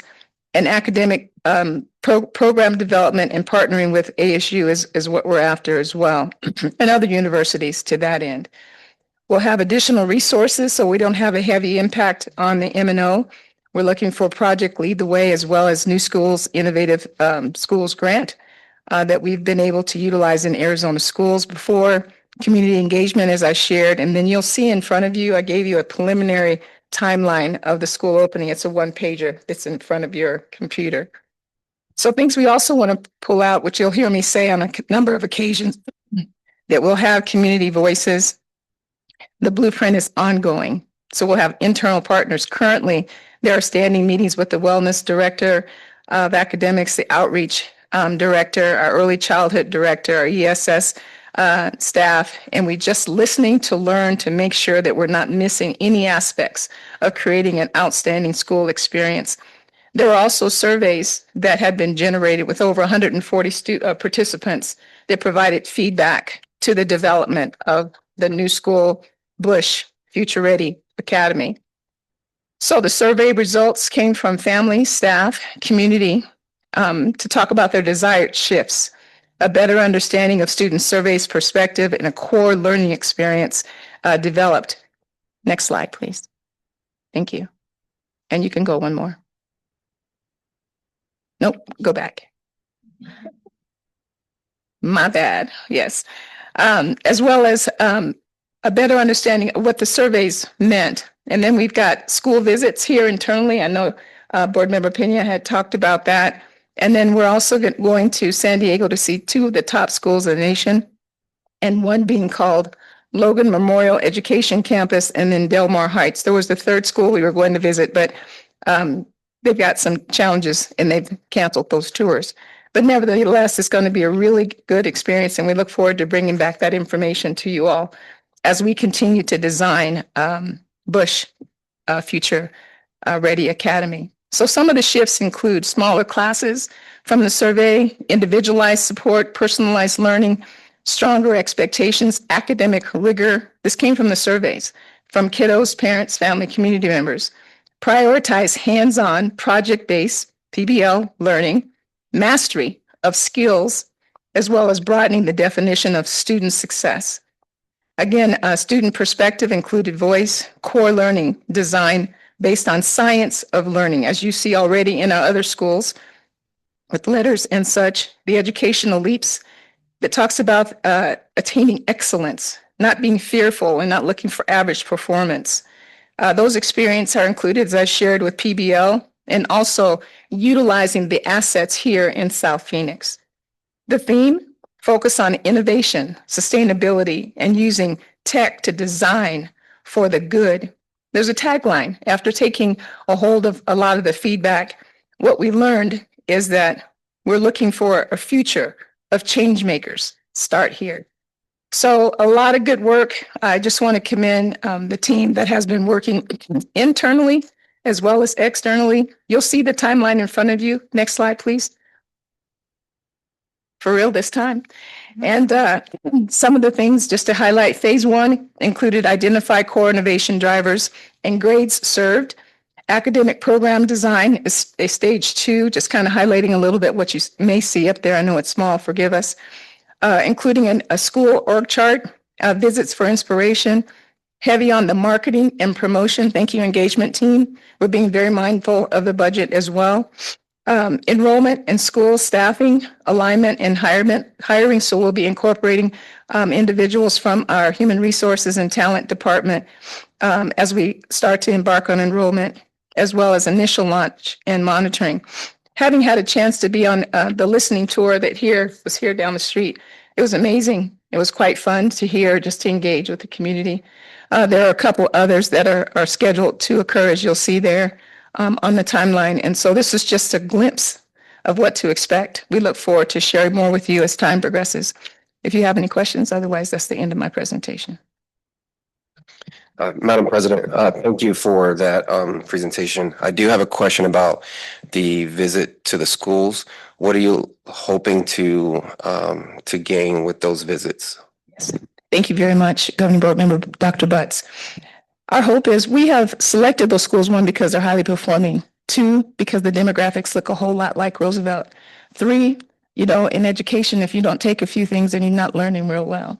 So we're going to steal a few things and we're going to see what works and share it with the community that are part of our engagement and come back and share. I think it's important that we see what's already happening. We don't need to reinvent all things, but also we want to honor the voices that are right here in the South Phoenix community.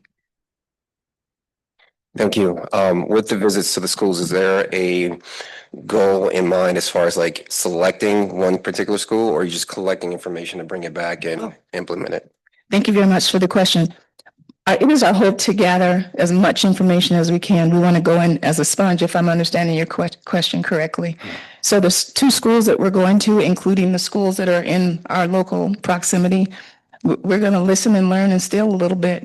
So not one way is going to be the only way. I think we've seen some great schools that have just evolved and have taken good risk. Also, let me say thank you and honor you all for allowing us to be courageous enough to pause Bush for a year and or two, but also to develop a school that's going to be like no other.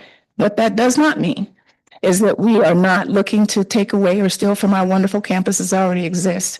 As you know, Arizona is very fond of choice, but we're going to give plenty of choice in this amazing school district called Roosevelt Elementary School District. Sure. Thank you for that response. I guess my question is coming from a curiosity of knowing that there are school districts that do this same thing, and they go and visit, and they create a track, if you will, on sending employees there to learn, and they kind of have a staggered roadmap of, are we going to send people that's going to be able to come back and train our employees, things like that. So I was just curious as to how involved, this process was going to look in terms of visiting the school and just kind of learning, or bringing them a specific model back and starting to really be selective with the specific model and have employees visit that school as well, things like that. So I was just curious. Yes, Thank no, you. it's a very good question, Dr. Butts. I think after consulting with Dr. Portillo and the exec team, we definitely will do what next steps make sense to go forward. All of those things could be on the table. Yeah, Thank you. Thank you. Thank you for the question, Dr. Butts. And I would just want to add that we are being very mindful of our budget and want to make sure that anything that we do when we travel out, that it's going to bring immediate improvement to our district. So in that, we will be very selective of which employees we do send and for what purpose, right? So for example, some of the input that already we went for a different purpose. We went to observe the relay initiative, which has been one of the biggest inputs that we've now put in place here to improve our accountability on our campuses, and then the development of our principals. So it was just Ms. Gustin and I that attended last year, and then we've been able to incorporate that work here. So we're very selective of who goes, just being mindful of our travel costs and knowing, especially we want to be good stewards of the tax dollars, and also knowing that we have a lot of very talented people here, so we can also spread that knowledge through those that we do send. Thank you, Madam President. Thank you. Madam President, I have a statement that I wanted to raise up for my one-on-one, and then a request. I also wanted to just name that I appreciate a question I had in my one-on-one was also for a planning principal, what experience is she getting within the district and getting to see schools within our own district? And so I just want to also lift up that it sounds like there's a lot of opportunities to be able to be kind of standing in as a leader in some of our current campuses. And so just really appreciate that that's both looking outside of Roosevelt and looking inside of Roosevelt to look at our bright spots to be able to see what's happening in our current campuses. The request I would make is, as we're thinking about our first guardrail and updating the community on budget and enrollment, if we can make sure that when we do that progress monitoring, can we specifically include updates on the enrollment strategy or plan for Bush? Because I think that our general enrollment as a district and the enrollment for a new opening campus are going to be related, but two separate things. And so would like to just make sure that we as a board get that as we're getting other enrollment updates, and would just love to be able to make sure that we're looking at that. Because obviously one of the risks is that all the kids who are currently at another Roosevelt school now want to go to Bush. And so we want to make sure that just as a board, we're up to date on what's happening in that space. So thank you so much. Dr. Battle, and then Dr. Portillo, thank you very much for that presentation. It's really exciting to hear what we're currently working on for Bush, and I can tell that there's been some genuine feedback being received from the community. That's kind of the same thing I'm constantly telling you guys. so I appreciate that, like, it's being received even directly from these surveys, and I think that's going in the right direction. I cannot tell you how often people tell me they want to find a program that is more rigorous academically for the students here. And as we're looking at these other competing schools, and replicating or maybe doing even better than what they're doing on certain programs, we're going to see that some of these families here within the community are going to look to Roosevelt and want to be participating in this program. I also appreciate it. It was like hearing music to my ears about how, Arizona's for school choice, and we want to make sure that we are offering those choices. That is exactly the right message we need to be having for the community. All right, seeing no other questions, I made a mistake and I overlooked 2 public comments, so I apologize. I think they were like stuck together. I don't know. My apologies. So we're going to go back to public comment for our last 2. Zeta Nuno.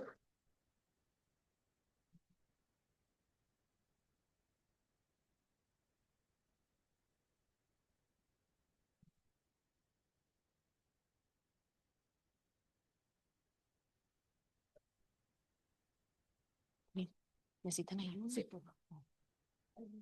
Unas en inglés, porque si no quiere traducir. O no. No quiere traducirlo, por si ya lo tienen. Sí, ándale. Buenas noches. Estimados amigos de... no está perdido.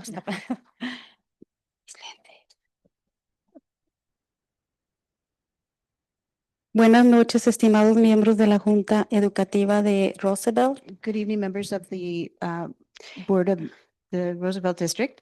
Les escribo esta carta para expresarles mi preocupación por la seguridad y bienestar educativo de mi hija Valentina. I'm writing this letter to express the fact that I'm worried about the safety and the well-being, educational well-being of my daughter Valentina. Desde el comienzo de este año escolar en la escuela Globes Campbell, he observado que solo hay un asistente de enseñanza además de su maestra. From the beginning of this school year in Campbell, I have observed that there's only one teaching assistant in addition to the teacher in the room. Actualmente la clase cuenta con 13 alumnos de diferentes edades y necesidades. Currently, the class has 13 students that are all different ages and all have different needs. Aunque reconozco la dedicación de la señora Meyer, me preocupo por el apoyo limitado que dificulta la atención individual y enseñanza necesaria para el éxito de cada niño. Although I recognize the dedication of Ms. Mayer, I'm worried that the limited support is going to make the individualized attention difficult, and it would also impede upon the learning that is needed for each student to be successful. El año pasado, la clase contaba con 3 asistentes que apoyaban a la señora Meyer, lo que contribuyó significativamente al progreso académico y conductual de mi hija Valentina. Last year, the class had 3 assistants that helped Mrs. Mayer, and that contributed significantly to the academic progress and the behavior progress in my daughter Valentina. Este año he observado que la señora Mayer suele estar ocupada manteniendo el orden, la disciplina y garantizando la seguridad dentro y fuera del aula, lo que puede limitar su capacidad para fomentar un entorno de aprendizaje óptimo. This year, I've observed that Mrs. Mayer tends to be busy trying to keep everyone in order, to maintain discipline, and to make sure that everyone is safe inside of the classroom. And this could limit her capacity to provide an environment, an optimal learning environment. La señora Mayer está claramente comprometida con la educación y el bienestar de los alumnos, pero me pregunto, ¿cómo puede apoyar eficazmente su crecimiento sin la ayuda adecuada? Mrs. Mayer is obviously interested in the education and the well-being of the students, but I'm asking myself, how can she receive the necessary support? How can she receive the necessary support that she needs to grow without the necessary help? Además, los niños no están participando en recreos al aire libre este año debido a la falta de supervisión. Also, the children are not having recess outside this year because of the lack of supervision. En su lugar, los profesores de educación especial entran en un aula para dar la clase, lo que hace que los niños permanezcan encerrados en el interior durante todo el día. Instead of that, the the special education teachers go into the classroom to give class, and that means that the students are enclosed in the classroom the entire day. Me preocupa que esto pueda afectar negativamente la salud mental y su desarrollo. I'm worried that this could negatively affect her mental health and her development. En mi opinión, la situación actual roza el abandono psicológico de los alumnos. In my opinion, the present situation is kind of on board with a psychological abandonment of the students. Por favor, tenga en cuenta las perspectivas de los niños. Como padre, me preocupa constantemente la seguridad física de mi hija. Please keep in mind the perspective of these children. As a parent, I'm constantly worried about the physical safeness of my child. Physical safety. En años anteriores, mi hija Valentina ha sufrido agresiones físicas por parte de alumnos mayores, a pesar de la presencia de 3 asistentes. In years past, my daughter Valentina has suffered physical abuse because of older classmates, even though there were 3 assistants present. Otros padres y yo hemos expresado estas preocupaciones en múltiples ocasiones a los responsables del distrito, pero no hemos recibido respuesta ni reconocimiento alguno. Other parents as well as myself have expressed these worries on several occasions to the people responsible in the district, but we haven't received any response or any recognition whatsoever. Gracias por tomarse el tiempo sin considerar mis inquietudes. Thank you for taking the time to consider my worries. Espero sinceramente que dé prioridad a la seguridad y bienestar de los estudiantes y actúe de manera coherente con los valores comunitarios que ustedes defienden. Thank you so much for your time. Okay. Oh, I'm sorry. Thank you for taking the time to consider my worry. I sincerely hope that you will make this a priority, the safety and the well-being of the students, and that you will act in the manner that is appropriate with the community values that that everyone defends so much. Thank you. Thank you. Next or last, we have Susanna Laura.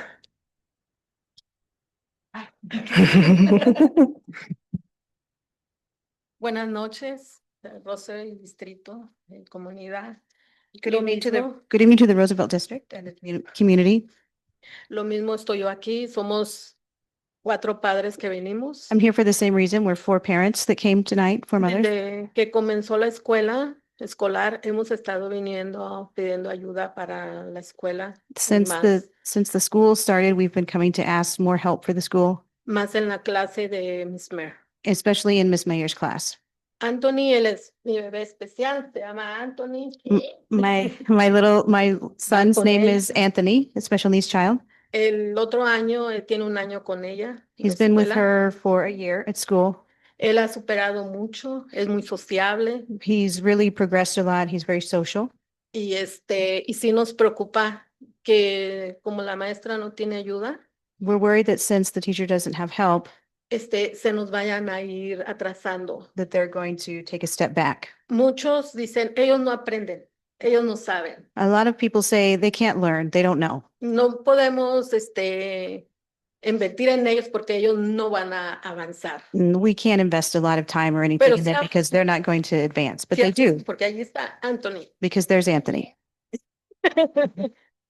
Y pues hemos estado viniendo aquí a pedir ayuda por la maestra y por nuestros hijos, por todos los estudiantes. So we've been coming here to ask help for the teacher, for our students, for our children, and for all the students involved. Necesitamos que les mande ayuda a ella porque no se puede partir en 13 pedacitos. We need help. We need her to get some help because she can't separate herself into 13 different people. Y con la ayuda que ella tenga, nuestros niños van a seguir avanzando, van a ir paso a paso. And with the help that she gets, our children are going to keep advancing and they're going to keep going step by step, progressing to their future. y pues que les toque su corazón y nos manden asistentes a las clases So- especiales que tenemos. Necesitamos mucha ayuda. I hope that you would see it in your hearts to send some help, and that would really help the students that are in the class. Nosotros como padres hemos querido donar nuestro tiempo, pero la maestra dice que no podemos. As parents, we've wanted to dedicate our time, but the teacher tells us that we can't. Y pues, buenas noches y esperamos su ayuda. So good evening, and we waiting for your help. Thank you. Again, we appreciate the parents coming and talking to us. We hear you. We see you.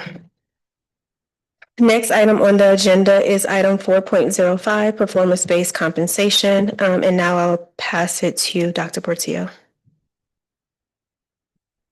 Thank you, Madam President, members of the board, executive team, and Roosevelt community. Today, we have the performance-based compensation plan for teachers and other eligible staff. And with that, we will have Ms. Megan Geston, who ran the process, present for us. Thank you. Good evening, Madam President, members of the governing board, exec team, and community. I'd love to first request that Anthony be at all of our board meetings to cheer us on. Because he is a delight. I think he's coming to help you. Oh. Yes, he should come back and visit us.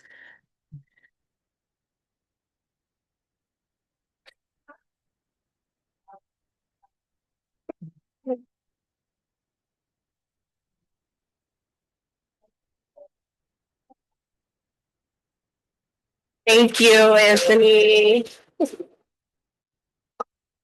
And that concludes my presentation. Done. No, I'm here to walk us through the performance-based compensation plans for both our certified staff and then also our instructional coaches and specialists. I will be doing a condensed version, so I won't be going through all the slides that you have in your packet, but I'll be happy to answer questions about any of the information I share. Moving along. The first thing I do want to definitely highlight is that we've made sure that this plan reflects our culture of performance. So really thinking about recognizing the incredible teaching and service happening every day across all of our schools. This plan ensures that compensation is directly aligned with the impact we have on student learning, not just on effort or time, but on outcomes that reflect real growth. It also creates consistency across all of our educator groups. So whether you're a classroom teacher, a counselor, social worker, or now a related service provider, their contributions are recognized in an equitable way. So finally, we also want to highlight that the plan connects directly to our student outcomes goals, reinforcing the work that we do from lesson designs to interventions. It ties back to the progress that our students make. So the first thing I want to do is just walk through what does the process look like in the plan development. And this is specifically speaking to especially with our certified plan. So with our plan, it is built through a collaborative and transparent process. And that starts with each campus and job group represented in the plan. In the previous year's plan, selecting a representative that serves on the committee for our district-wide committee. From there, we start with our district leadership working to create a proposed plan that include some different revisions as we learn each year and see the outcomes from the previous year. We draft the initial plan. From there, it goes to the committee. The committee reviews the proposed plan. They give feedback. They go back to their campus. They get even more feedback on that plan. And they help shape those revisions until there's strong alignment. Once the committee's work is complete and we are at a point of consensus, then it comes back to our district leadership team and superintendent to affirm, yes, we are also in support of the plan in its format. And then from there, it goes out to a vote to ratify the plan.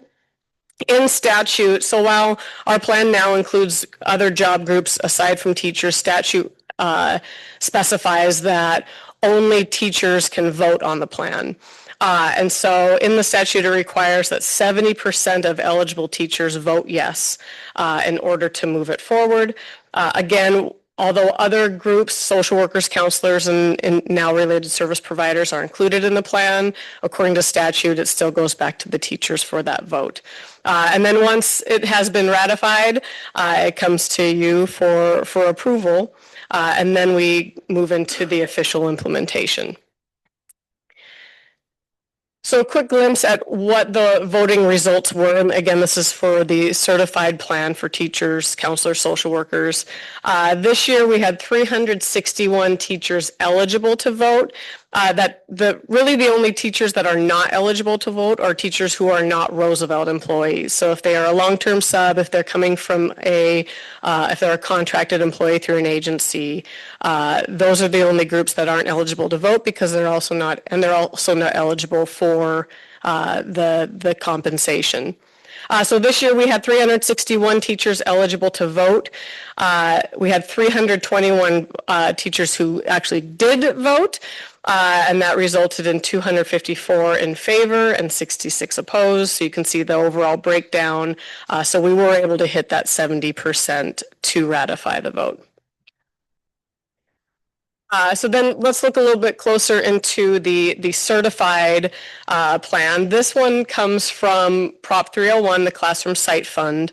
And so this does have, with Prop 301, there are some clear boundaries that we have to abide by, if you will. Making sure that for one of them being when you have a compensation plan that there has to be a performance measurement included in that. So a quick glimpse overall at the changes from last year's plan to this year's plan. The first one, there really are 4 big categories, and I'll speak a little bit more to a few of them.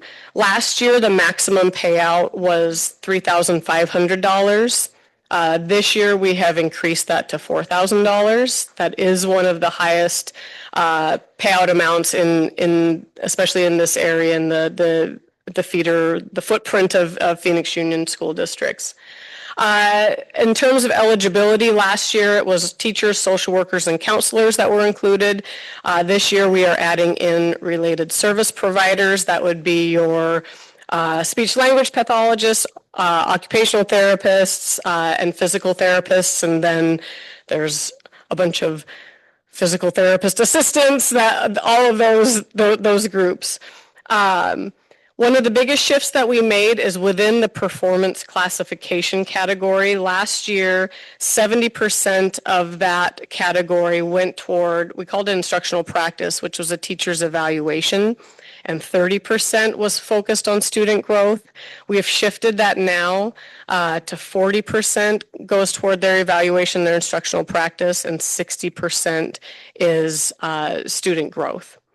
And then the last change was in the structure of PD in terms of the not only what's required, but then the different formats in terms of how teachers can engage in professional development. And I'll speak to that in a future slide. So this slide is really helpful in seeing the overall plan and how the breakdown is broken down. So the 2 big categories, the performance classification and the professional development sections, those did not change. So performance classification stays at 40% overall, and then PD is 60%. But within that 40%, that's where you'll see that shift between a teacher's evaluation or an employee's evaluation and student growth. It did not sit well with us in previous years that only 12% of the overall plan was focused on student outcomes. And so we've made that first shift of increasing that, essentially of doubling that to put more weight on student growth. Professional development stays the same.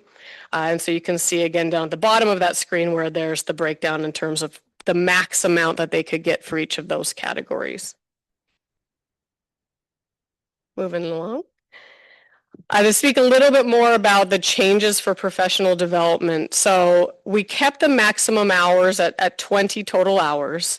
But last year in the plan, out of those 20 hours, 12 were required and then 8 they could choose what courses they wanted to do. But out of those 12 required, it was the same course no matter what. So no matter what you taught, you took the same X number of courses. So we made that shift.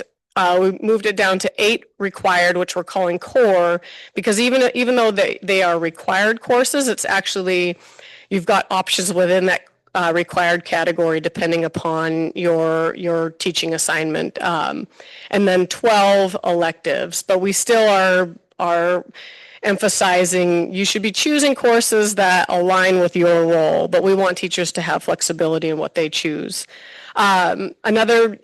Another shift is adding back in if sites want to do after hours PD, it cannot be required. It has to be after contract time. They can submit a request to our division to ensure that it's aligned with their goals. And so teachers can also engage in PD after hours through their site. And get credit for PBCP, and that was not the case before. And then everything still goes through our platform of Academy of Mine. The last big change that isn't actually in the plan, but it's what we've shifted in teaching and learning. Last year, all PD was all asynchronous. So there was, for PBCP credit, all PD was a online asynchronous, not any sort of in-person live instruction. We just don't feel like that is always the highest quality option for professional development. And so building in more variety in what we offer, a lot more in-person courses, and then also even live on Zoom, along with some coursework that will remain that's asynchronous. So that was the overview for the certified plan. We'll do a quick glimpse at the plan that's also up for approval, which is for the instructional coaches and specialists. This performance-based compensation does not come from Classroom Site Fund. There's a lot of technical language that of what types of requirements you have to meet. For Classroom Site Fund, the biggest one is having to have you have to work directly with students for a percentage of the time. But we do know that our coaches, our instructional specialists, are very worthy of compensation, performance-based compensation as well. And so last year was the first year of having a separate plan for them that comes from, most often it comes through our M&O funds. So a quick glimpse at that plan, you'll see it mirrors our certified staff plan, that for the final performance classification, 40% is from their evaluation, 60% is from student growth through the same measures for both school-wide and district data. And then for them as well, professional development, they have the opportunity to either attend professional development, which helps them grow as instructional leaders themselves, or they can also get credit for the delivery as they provide professional development for teachers. That was a mouthful, but that is the big overview for our 2 plans, and I welcome questions that you might have. No questions? Okay. No, I just want to appreciate the very thorough deck that we received and the condensation for the presentation. So appreciate that distinction between the 2. Thank you. I would agree. And then I also would just name that I'm grateful that we are aligning our pay to impact and that we're one of the highest paid or the highest paid that feeds into Phoenix Union. So, and thank you. So the next item, there was a motion to go into exec session earlier, and I received additional information that it is okay. We need to take a vote in order to go into executive session. So there was a motion on the floor. Is there a second to go into executive? Madam President, can I clarify my motion? Is Mhm. that okay? Go ahead. So my motion was for us to go into executive session, specifically about one particular item, but I think that it would be good for us to go into executive session on the other item that's on the agenda regarding the all-in ed. I think there's some conversations we need to have, not that we can't have them in front of the public, but I think there's some things that we need to really drill down in specifics to that particular issue before we talk about it publicly in front of the community. So what's the motion? The motion is to look at, go into executive session for item 5.05 and also the all-in ed conversation. 6.01. Thank you, Dr. To clarify, is the 6.01 to seek legal advice, or what is the purpose of the executive session? I would say it's good to do that and talk about legal advice and regarding those two items. Yes, correct. So there's a motion on the floor to go into exec session for legal advice on item 5.05 and 6.01. Is there a second? And just because there's a second doesn't necessarily mean we have to go into exec session. We still have to vote on the item. So just because there's a second doesn't mean we have to go into exec session, just to be clear. Second. Now I'll call for a vote. All in favor of us going into exec session, say aye. Aye. Any opposed, say nay. Nay. Motion fails. We will not go into exec session. Next item on the agenda is approval of the consent agenda. Items 5.02 through 5.10. Is there a motion to adopt the consent agenda? I move we adopt the consent agenda as presented. There's a motion by Dr. Frankovitz. Is there a second? I second. And a second by Castro Correa. All in favor of us? Oh, sorry, discussion. Any discussion? Now we'll vote. All in favor, say aye. Aye. Motion carries. Or anybody opposed? I apologize. Go ahead. May you please repeat the first vote and second vote for me For this one? for consent agenda? Yes, so there's second. Was there anybody that opposed the agenda? Okay, motion carries unanimously. Next item on the agenda is item 6.01, the approval of the MOU between Roosevelt School District and All in Education. Is there a motion to approve the item for discussion? Again, it's for discussion, and then we'll take a vote after there's discussion. I move we approve item 6.01, approval of the memorandum of understanding between Roosevelt School District and All in Education. Is there a second? I second. Is there any discussion? I'd like to discuss this particular item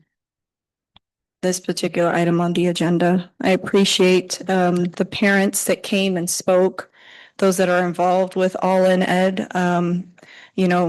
It's wonderful to see parents so actively engaged. It's also really wonderful to see these parents that came from Campbell Elementary seeking help for their children. That is something I care very much. That's why I'm here on the board. I have tried my best to ask for this item to not even be considered for the district. As someone from the community had already shared, a lot of people think of this district as a district that's not very good academically, but has done very unethical things in the past. And many people see that the district likes to play politics very often. So that is why I am not in favor for what's going on with this All in Ed vote. I've actually warned, I can't talk to everyone, but I've warned a few individuals to my limit about this, that this is just not the right direction to go as a district if we're talking about accountability, honesty, transparency, and doing the right thing. My husband constantly tells me how I see things in black and white, and so I purposely wore black and white today. Because I like to see things clearly and not skew everything gray just because it benefits me particularly or my team, right? So just so people understand what is the problem here, okay? Or at least the problem that I'm seeing and a lot of people that have discussed this with me, is we have two things in All in Ed. We have All in Ed education and we have All in Ed, the activism part, okay? So while what we're doing right now could be considered legal, the question is this the ethical thing to do? Because there's the All in Ed education that gets involved with the district, working with our parents, helping them out. They say that they're helping parents that would otherwise probably not be very well involved. I haven't seen that really be the situation. I've seen that the parents are already go-getters. And we had some beautiful testimony up here describing all of the political activism that they do. Why? Because All in Ed comes in to help these parents in the education side. And then before you know it, those same parents walk over to the activist side. And then what happened last year with the same parents that became activists? They ran the campaigns. They ran the campaigns for some board members here. And I honor and I respect my fellow board members, but this doesn't look right. This doesn't look right to see that our district is giving money to an organization that in turn is taking parents from our school and educating them to be great activists to help elect the candidates of choice that it seems like the district wants. These are optics of conflict of interest. Another thing that is wrong, okay? We're using grant money. If you read what All in Ed does, and I met with their founders, they tried to convince me that this is a good idea. And I was very sincere and very honest with them saying, this is not a good idea. If it was on the other foot for me, if it was my side of the aisle that came with an organization like this, I would reject it. Because this is not what public education is about. Politics do not belong in this district. We need to focus on our focus is the academics. But if you read what All in Ed does, they help school district advocate and apply for grant money. And we're paying them with grant money. That looks like optics of money laundering. So I cannot, in good faith, allow this. I will do everything to speak up. I don't want to be disrespectful to, my colleagues here. I just have to be honest of what I see, black and white. And I would never do this to any of my colleagues. And I do know that there might be at least one individual here seeking re-election. You don't want to be seen like as if you're paying for your future activists to come and knock for doors for your re-election. That's not what you want. I think we're all better than that here in this district. And so that's why I cannot support this. Another thing is, it's been working with us for several years. We've been watching month and month after month our academic growth that hasn't been happening like we should. And we've been doing a program through Georgetown University about education finance. And I'm really tempted to bring this situation tomorrow in our seminar and be like, what do you guys think? Do you think that's the best way a district should spend 30 grand? Does that help academic outcomes? I know it'd be rejected right away. So are we learning? Are we changing? Or are we still doing the exact same thing we've been doing in the past? And this is the message that the community is going to see. They're going to see it. They're hearing about it already. They're going to know that this district has changed its ways and is doing better. So I urge my colleagues, please just vote no. I don't want recusals. I want voting no on this one because it is the right thing to do. We can still work with our district. We just don't need to pay them for it. I'm okay with them working with our district. We just shouldn't be giving them our public dollars. We heard from these mothers They need that 30 grand. That classroom needs it. Teachers need it, not political activists. And that is my statement.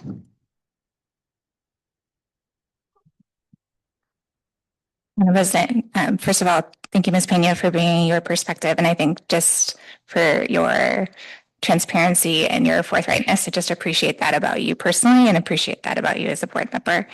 I'm going to speak from my perspective in terms of how I'm interpreting. And so this is truly my own perspective. I think where I am sitting with this particular item is the fact that we have been using all-in services for a number of years at this point. And I think what I go back to is the idea that we have been using their services to date. As far as I am aware of as a board member, we have not received a request or an objection to remove those services from our programming. Dr. Portillo, you can correct me if I'm wrong on that. And at this point, to me, if we are saying that those services are in our schools, then the idea that we may need to pay for them is a question of if it's an issue of should we allow this in our schools, then that decision is made at the time of service. And if we're making the decision that they should be in our schools, in the event that we need to pay them to be able to continue those services, I think that's a decision that's up to the superintendent to be able to fund and continue to fund programs in terms of what are the programs and what does the funding need. I will also say in education, it is not uncommon for groups to work with schools to be able to find funding to be able to continue their programs. That is just part of how groups get funded in the education space. So I don't think that is unique in this situation. And I think that the idea of our parents being supported, I want to be very clear from my perspective.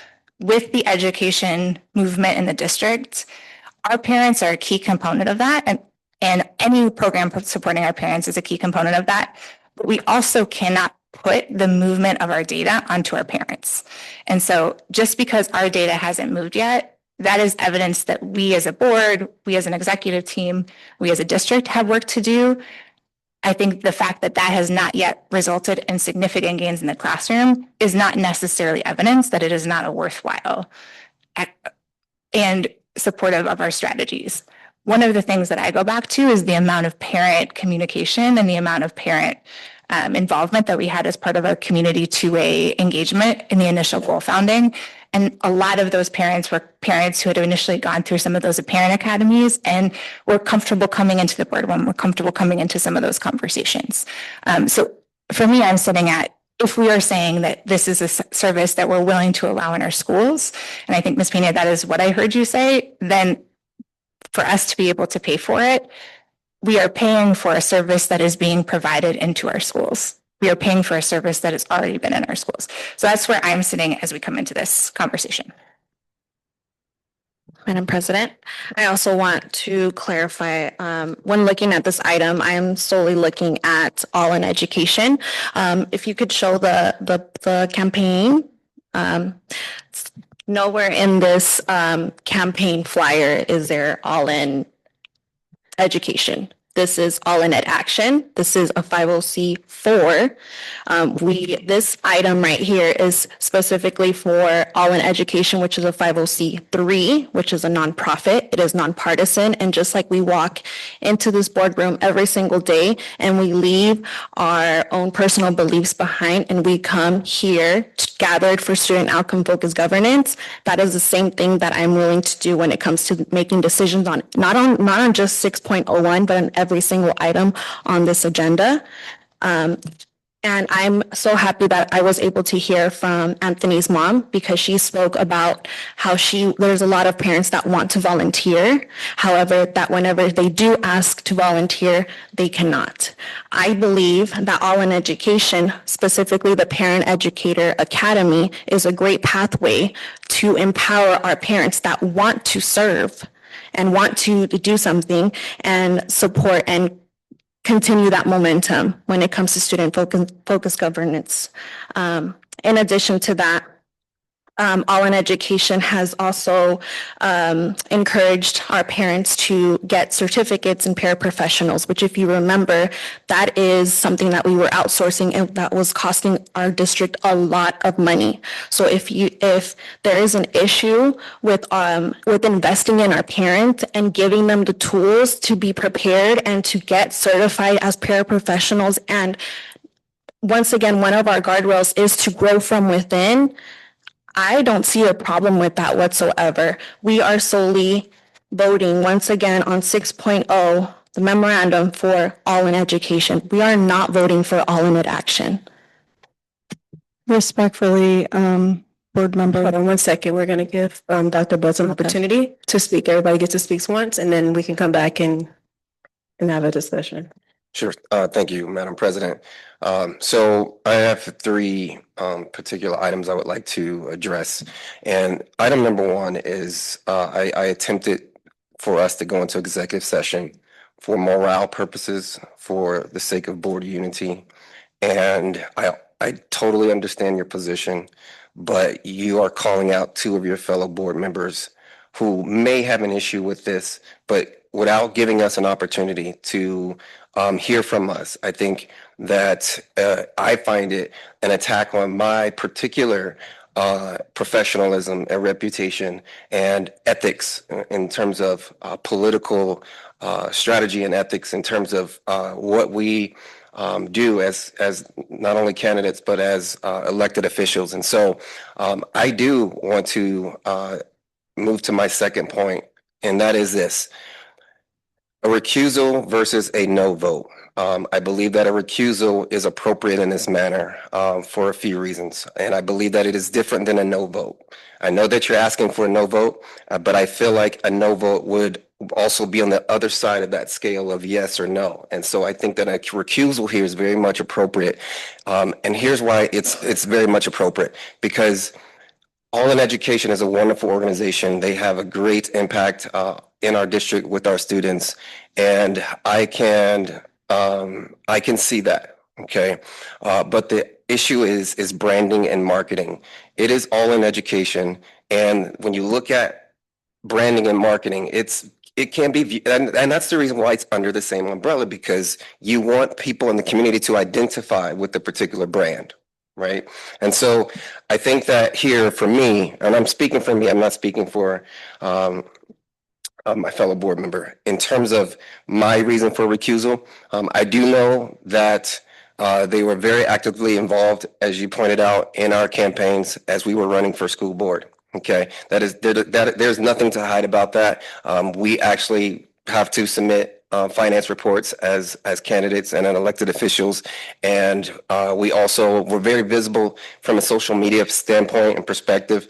So all of this information is available to the community and to the public.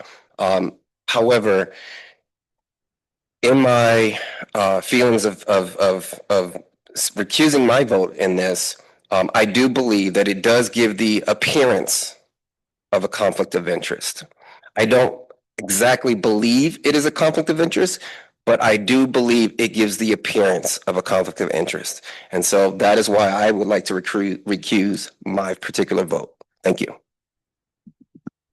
And I'll speak to my stance, and my stance is that for me, there's no conflict of interest. I wasn't supported, nor will I be endorsed, because I know you were calling me out. So let's be very clear. This is not a quid pro quo.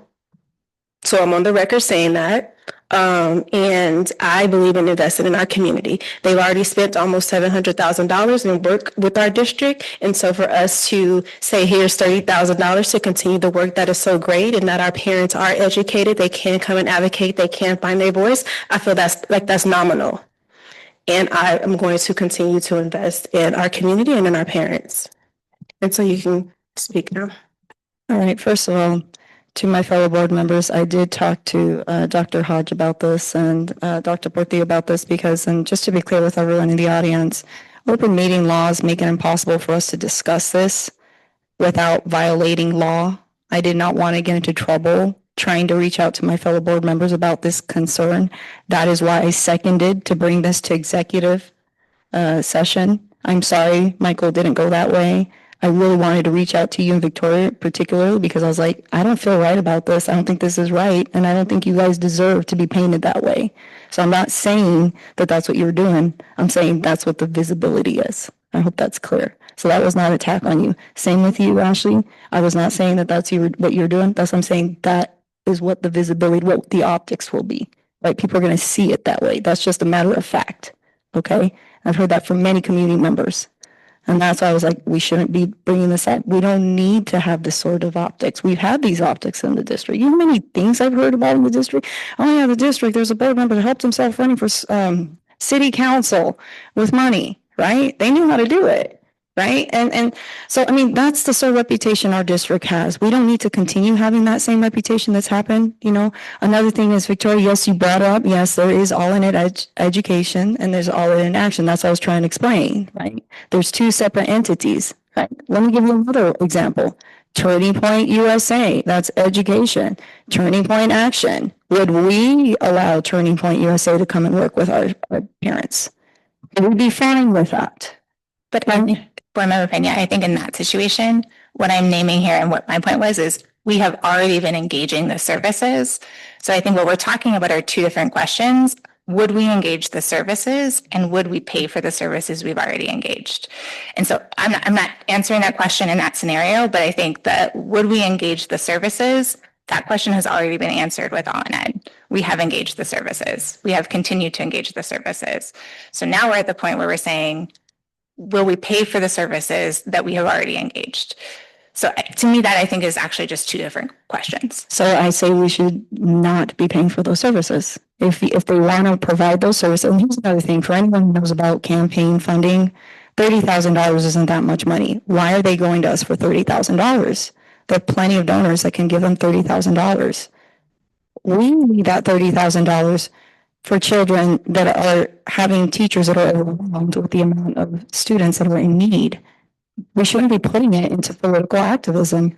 And as much as great work as they do, they testified. They testified what they do. I didn't see anything really in there that gave me an example of like, okay, now this parent who's been completely inactive, because we know that, you know, all the research shows the number one thing that helps a child be successful is the parent, involved parent. So we have amazing parents here. I'm so glad you ladies came. Okay. But if we have a lot of parents who are not actively participating and all in ed isn't connecting with them, and clearly we're not seeing the numbers change, then why are we doing the exact same thing? So I feel like this is an excuse. It's an excuse. I hate to have to bring it up. It's, you know, painful, but it's the honest truth about it. And I know teachers wouldn't be happy with this. I know that there are parents that wouldn't be happy. I know that there's a lot of community members that would not be happy with this.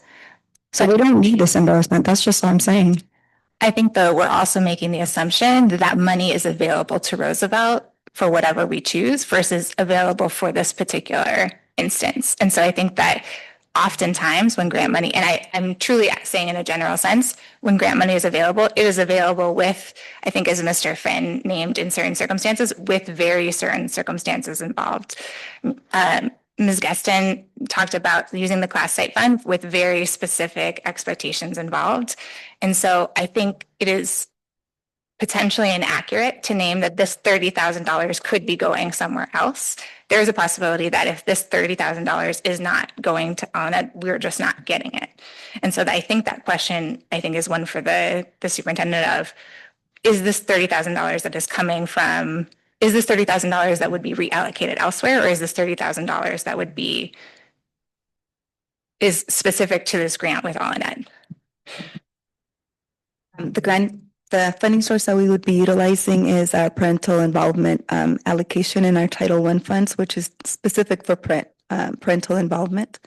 The funding that we would be utilizing to support the classroom, which I would have loved to have the opportunity to speak to the mothers as the executive over the district. I haven't had an opportunity to speak to you all. I would love to reach out to you afterwards and speak to you more. Me encantaría poder hablar más con ustedes. Yo soy la jefa del distrito y yo no tuve la oportunidad de escuchar las quejas que ustedes tienen, pero me gustaría hacerlo. The funds that we would be utilizing for support of a paraprofessional in the classroom, which I believe that there should already be 2 allocated in the classroom, so it might be more that we're working on filling the position is what I'm understanding as we Dr. Peak. That's the agenda. Stay back to, yes, we got to get back to the agenda. So thank you for internet. I just want to finish one more thing. Is like I completely agree with the importance of parents. I think as a parent, I also want to believe how important I am in my child's life. And those starting numbers are not the fault of our kids' parents. Those are our numbers. I said it in June, those are my numbers. And so I think that we also have to be clear that it takes all of us working together. And we didn't hit 11% or 12% in 8th grade math because of our parents. And that is a strategy to get us there, but it is not the thing that is holding us back from being proficient. There are a lot of other systemic things that we as a district need to do to be able to move that number. To be clear, this is not even an attack on parents either. What I'm saying is that the program that we have is not working. That's simply what I'm saying. And I also want to be clear, you know, yes, we needed aids. There's different ways to help people get that certification. I actually know how people can get free college education. So if you have any questions, I will help you out with that. I mean, there are programs out there. To think that the only program out there that we could use is All in Ed, that's not true. You know, I actually work with several organizations that works on helping educate parents to be great advocates for their kids. I've done that for years working with these organizations, but you don't see us knocking on Roosevelt's door. You don't see us doing that. We just reach out to those parents and they reach out to us and we help them out.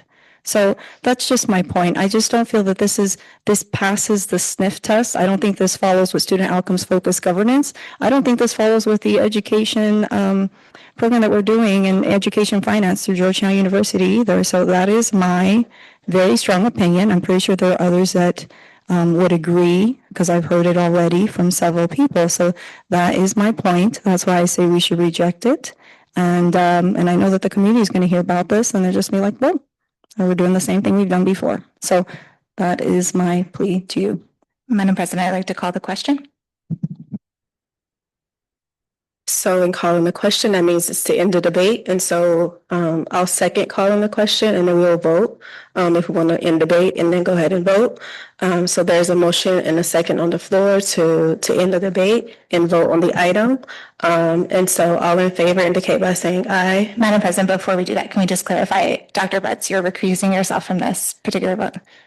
Correct. But he can still vote to end the debate if he wants to. No, I just want to. Okay. Any other questions before we make a vote on ending the debate? All in favor to end the debate? Oh, go ahead. I apologize. I believe it's by roll call. Yes. Okay. You want to go ahead and do a roll call then? Thank you. Excuse me, is this the vote on ending the debate or is this a vote? This is 6.01. This is the vote to end debate so that we can vote. Got it. Thank you.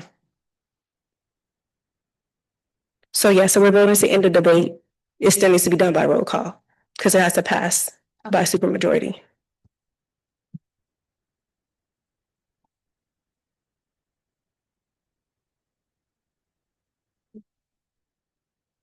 Okay.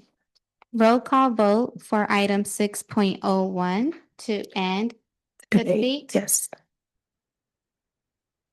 For the MOU of understanding between Roosevelt School District and All in Ed Education by roll call, starting with Dr. Michael. I apologize. Okay, with Dr. Michael Butts, Yes. Miss Victoria Castro Corral, Yes. Dr. Megan Frankowitz, Yes. Dr. Ashley Hodge, Yes. and Mrs. Tatiana Peña. Yes. Okay, item 6.01, ending the debate has been approved by roll call vote. So we already have the motion to approve the agenda, or do we want to redo the motion? We can redo the motion in case. No, that's fine. We can just vote. We're voting for The next item, 6.01 for the MOU. Okay. So I'll go ahead and hand it back to you so that you can do the roll call vote for this item. Thank you. I just want to confirm to do the roll call to either approve the agenda. Did we have a first and second motion before I do roll call vote? I was the first. Okay, Second, Victoria. thank you. Thank you, Madam President. Roll call vote for item 6.01 to approve the MOU between Roosevelt School District and All in Ed Education by roll call, starting with Ms. Victoria Castro Corral, Yes. Dr. Megan Frankowitz, Yes. Dr. Ashley Hodge, Yes. and Mrs. Tatiana Peña. No. I will still do Dr. Buzz just to have him on the record. Dr. Michael Butts. I recuse myself. Thank you, sir. Motion carries 3 yeses and 1 recusal and 1 no. Next item on the agenda is item 6.02, and that is to approve our self-evaluations by roll call. Is there a motion to approve? I move we approve the governing board self-evaluation. I second. Motion by Dr. Finkelwood, second by Dr. Butts. Is there any discussion? Hearing none, all in favor, say aye. Aye. That's by roll call vote. Oh, sorry, just kidding. Thank you, Madam President. Roll call vote for item 6.02 to approve the governing board self-evaluations by roll call, starting with Dr. Michael Butts, Aye. Ms. Victoria Castro Corral, Aye. Dr. Megan Frankowitz, Yes. Dr. Ashley Hodge, Yes. and Mrs. Tatiana Peña. Aye. Thank you. Item 6.02 approved with the completion of roll call vote. Thank you. Next item on the agenda is policy first and second reads. Is there a motion to approve the items doing first and second read tonight? I move we approve the policy first and second reads. My second. Motion by Dr. Frankowitz, second by Castro Coriel. Is there any discussion? I'm sorry. I know that there was a request that you made that we make a change in policy GCBA, and that is not reflected in the attachment that's here. Okay. So we wanted to make sure that we had the opportunity to give you, the last time we reviewed it, there was a question that you brought up, give you the opportunity to review it and ensure that it has the proper language, or if not, we can change that language and you can. Can we just vote to approve it with the language? So let's really quickly, it was about the salary schedule. Go ahead. Or Madam President, can we actually ask to table that? Can we approve it minus that one and move that to the next meeting? Is that possible? Or can we just approve it and just add the language? Because then approve the policy and then update the language. Well, yeah, so we'll approve it with the amendment to include all staff as opposed to just the teachers, because that was the question, that it was just specific to teachers and not the whole entire certified group. And so I wanted to make sure we were inclusive of the certified group for policy. What is the letters? GCBA, professional staff salary schedules. So it's up to you all. Do you want to approve it with the amendment, knowing that it's going to happen? Or do you want to wait to see that the change happen? I'm fine to approve it, but I would like a written copy of that updated policy, just to make sure that we're all on the same page. I missed the first part, I'm sorry. And I personally am fine to approve it, but I would like a written copy of the final policy, just so that we're all clear on what exactly the wording is. Sorry, Dr. Portillo, just to be clear, do you have that even just like where we can see it on our screens? Yes, absolutely. We can share on screen. So, yep. Was there a motion in a second though? We can do the motion in a second and then, so we can talk about it? Yeah. You motion in a second? Okay. Second. Okay. And are you able to make Miss Alexander a panelist so that she can bring up the policy?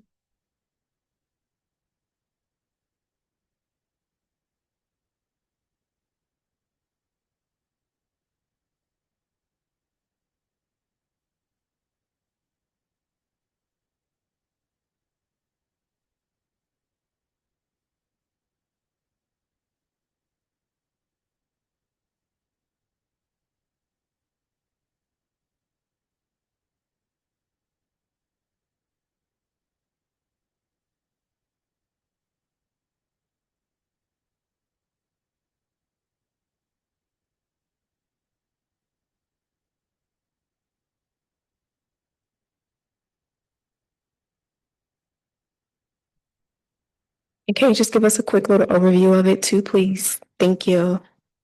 Absolutely, Madam President, members of the board, community and exec team.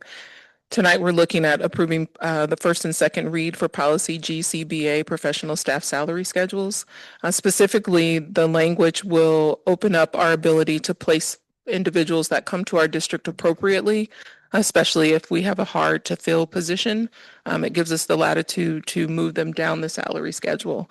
So at the study session, when this policy was reviewed, there was a question for some of the suggestions that came back from legal to open up the placement for more than just teachers.